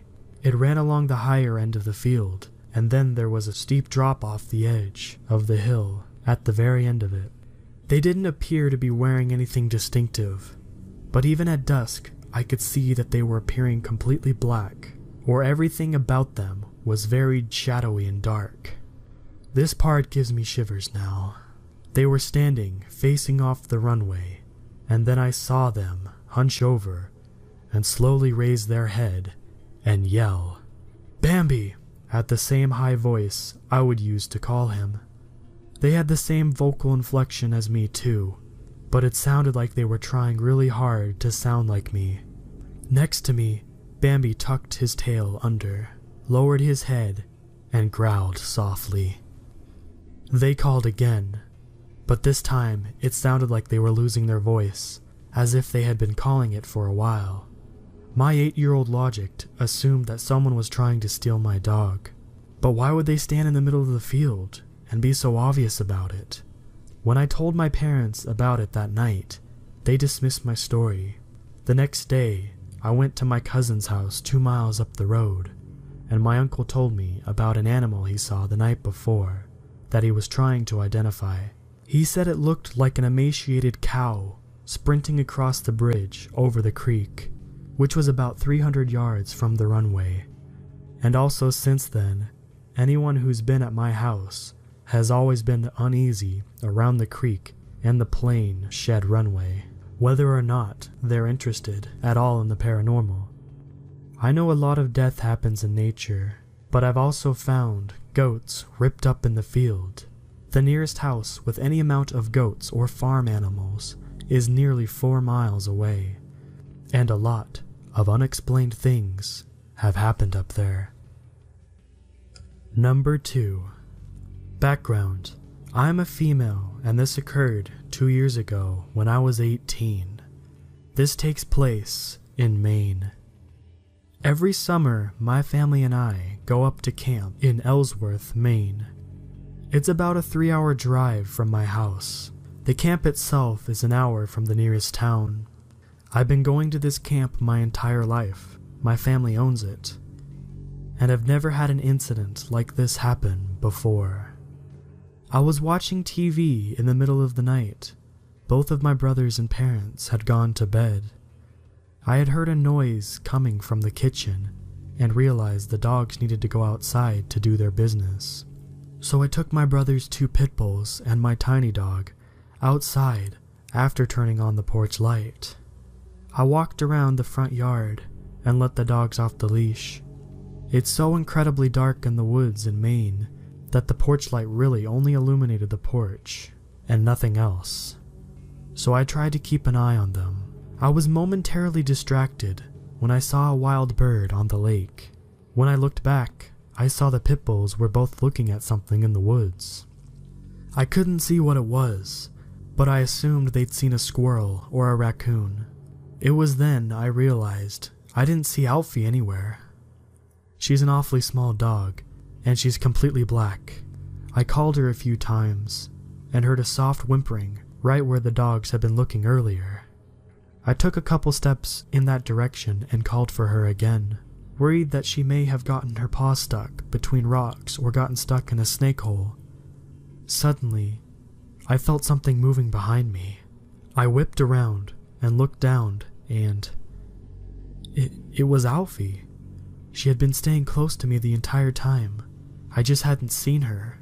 So naturally I was thinking, if Alfie's here, what the fuck is in the woods? I took another step forward, and the pit bulls began to growl. They were slowly advancing, and were now on either side of me, looking right into the blackness of the woods. I quickly picked up Alfie, and began to back up, very slowly. I'm not sure what I thought was there, but there's a lot of animals in Maine, and I figured the dogs knew better than I did, since I couldn't see anything. Right as I turned around, I heard the most absolutely bone-chilling thing I have ever heard in my life. Coming from the direction of the woods, I heard someone, or something, call Alfie's name. It sounded almost as if it was trying to mimic me, but it was just all wrong. The voice sounded really distorted and almost seemed to wail. I freaked the fuck out and ran inside with the dogs. I have no idea what was out there in the woods. My camp is essentially a log cabin overlooking a lake, and our nearest neighbor, who is also family, lives at least a half a mile in the opposite direction of where that thing was.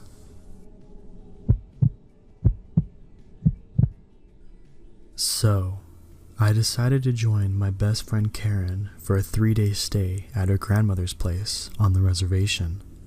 Her grandmother lives near a place called Tuba City, Arizona, in the middle of nowhere but surrounded by secluded homes. We go to college together, and I was kind of interested to know about Navajo tradition. The first day we stayed, it was pretty chill, nothing out of the ordinary. But then her grandma, not old, around 65, said that a stray dog came out of nowhere and wouldn't leave. To me, it acted kind of strange and ugly looking. Black, shaggy coat, looked like a mix between a German Shepherd and a lab. That night, we were watching a movie in the living room. We had big windows that looked out into the front where the cars were parked, with the curtains wide open. Grandma was in the kitchen cooking dinner, and we were watching a movie. Next to the window is a medium bookshelf and where we keep our DVDs. Karen went to put back a DVD we had just watched, but she freaked out because that stray black dog was staring at us through the window, standing on top of the wood box outside. Not something normal dogs do, from my point of view or hers. Usually, my dog, which is a house dog, scratches the door to be let in. Reservation dogs aren't house dogs, and dogs inside houses are frowned upon in Navajo tradition, meant to protect the house and the owner. The other dogs seemed to stray away from it. Karen opened the door and yelled at it to get off the box. It ran off behind the shed. We went to Tuba City to get some groceries and came back to the house. The dog was nowhere to be seen. Nothing unusual. Grandma went to visit some people, so it was just Karen and I. About 5 o'clock, we heard someone trying to open the door. We both looked out, since there had been no car heard and no dogs barking. We looked out the living room window to the door, and there was a dog trying to open the door with its paws. 2 paws wrapped around the brass doorknob, standing on its hind legs. I thought that was weird, but it didn't really freak me out. Karen was, though. She opened the door and chased it off. Grandma came back later, and Karen told her she didn't like what she heard. We got ready to sleep. We slept in the spare room, since it had 2 beds. One of the window curtains opened a little. We turned off the light, but something sounded like it was on top of the roof. Pitter-patter, footsteps and scratching sounds, as well as panting. Weird, because the roof was way up there. It sounded like it jumped off onto a large plastic water barrel that they had. At first, we heard what sounded like barking, but as it grew louder, the dog seemed to be barking at something else. But all of a sudden, something was running around the house, barking, and it was no dog. No, it wasn't. The barking sounded human, a deep male voice barking, like it knew that we knew it wasn't a dog. Woof, woof, woof, ruff, ruff, arf, arf. Just exactly like that, adding the W's, R's, and A's. Then panting again by the window, and we started freaking out. Karen decided to open the curtains to look out. In my opinion, that was stupid. There was a stray dog on its hind legs looking into our bedroom, but this time it stunk. And what I thought were 2 black holes in the neck. Another pair of eyes twinkled. Think of those ugly, glossy spider eyes staring at you, and the paws were deformed, looking like hands, and overgrown, somewhat thick, sharp fingernails. Again, both screaming and shutting the curtains closed. Grandma came running through the door, and seeing it, first thing she did was grab ashes from the fireplace, loaded 3 bullets into a shotgun from under her bed, blessed herself in Navajo, and went outside to shoot it, yelling in Navajo about how the thing wasn't welcomed here, and how it should get the hell out, and for it to go linger somewhere else. Them both being traditional, the next day they called a medicine man to come over and put cedar in the house. He prayed over everyone with cedar smoke and an eagle feather, blessed the place, and made us eat bitter herbs called eagle's gull or something. and gave me an old arrowhead. Apparently, I needed to carry one for protection, and a little pouch called a corn pullen. Seems to work pretty well. The medicine man said the dog was a skinwalker, which in Navajo is a long word, but I just call them Yoshis. The body of a stray dog, which was killed by the skinwalker, made an illusion, so we wouldn't know that it wasn't a real dog. He also said that skinwalkers tend to harm people by using some sort of human bone, straw, to spit at someone and get human bones into them. Doctors can't detect it, but the medicine man that day pulled a piece of a human skull out of my grandma's right shoulder, pretty big, about 2 inches long and 1 centimeter thick. It was real because we watched him pull it out of her. That was intense.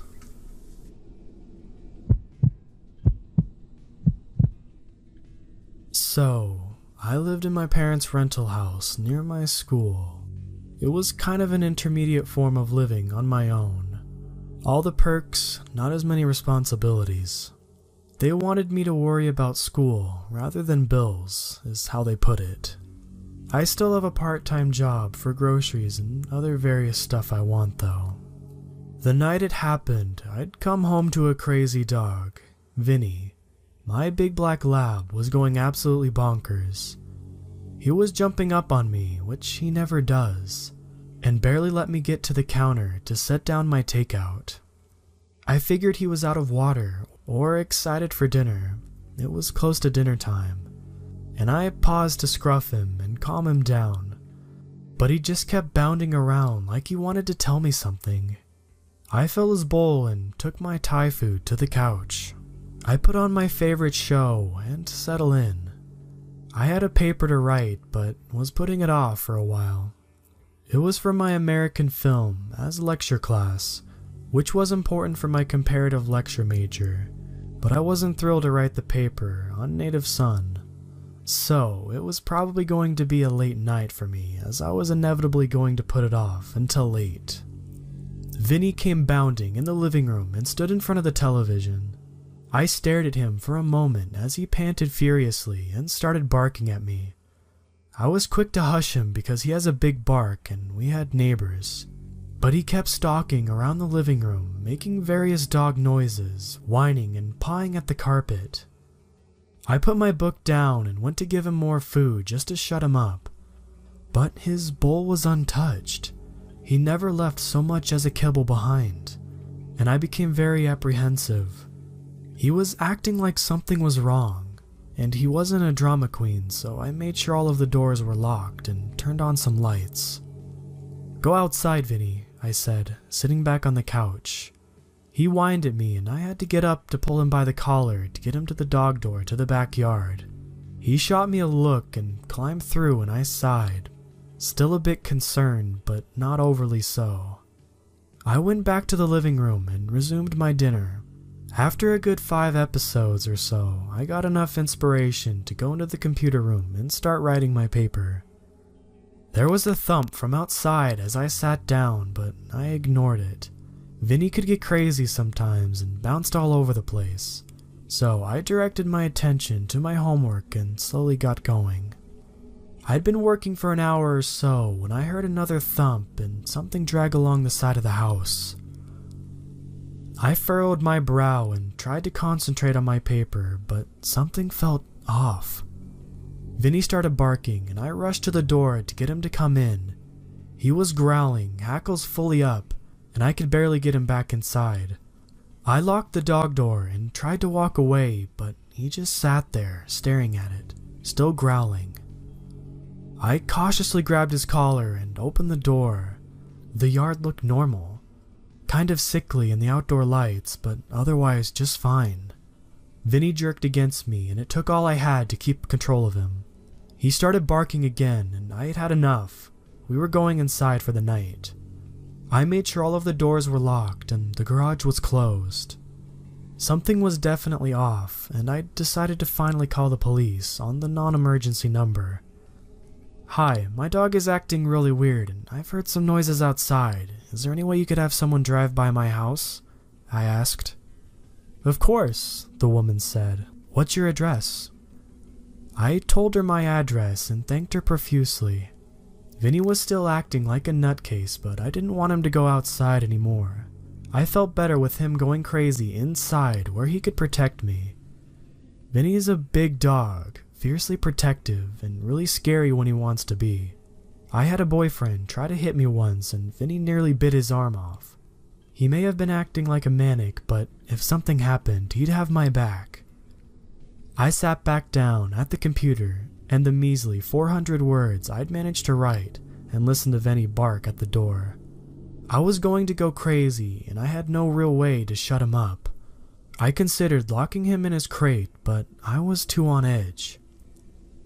There was a knock at the door and I nearly jumped out of my skin.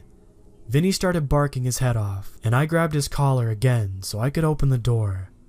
2 policemen stood on my porch. "We just wanted to let you know everything looks okay from the street," the first said, looking a bit nervous as I held the bouncing, growling beast by my collar. "Did you want us to check around back for you?" "Oh my gosh, would you?" I asked, relieved. "That would be wonderful, right through here," I said, showing them to the back door. They went out and walked around the lawn for a few minutes and then came back in. "It doesn't look like you have anything amiss," the other cop said, "but we'll drive by later." "Thank you, I really appreciate it," I said, showing them out. I locked the door and let go of Vinny's collar. He ran into the other room to bark at the door again. Part of me wanted to go unlock it, but something told me not to. I finally had enough and put him in the laundry room with his bed and toys, hoping he'd just lie down and go to sleep. But he just kept barking and howling. It was muffled now, though, which made it easier to concentrate on my homework. After what seemed like hours, I clicked the double space option and exhaled proudly, just barely making the page number requirement. That deserves some ice cream for sure. I let Vinny out and scooped myself a bowl and made my way upstairs to get ready for bed. Vinny usually comes with me and sleeps in my bed, but stood at the bottom of the stairs, whining, giving me a little bark. I called him, but he just stood there, panting. I was really unnerved, but left my door open so he could come to bed when he calmed down. I ate my ice cream and read a few chapters in my book, then snuggled in for the night. I don't think I'd even fallen asleep when Vinny just went nuts downstairs. I was out of bed in a flash. He sounded like he was dying or something.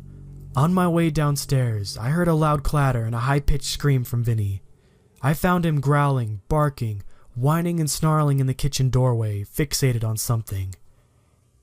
I ran to his side to calm him down, and that's when I saw it.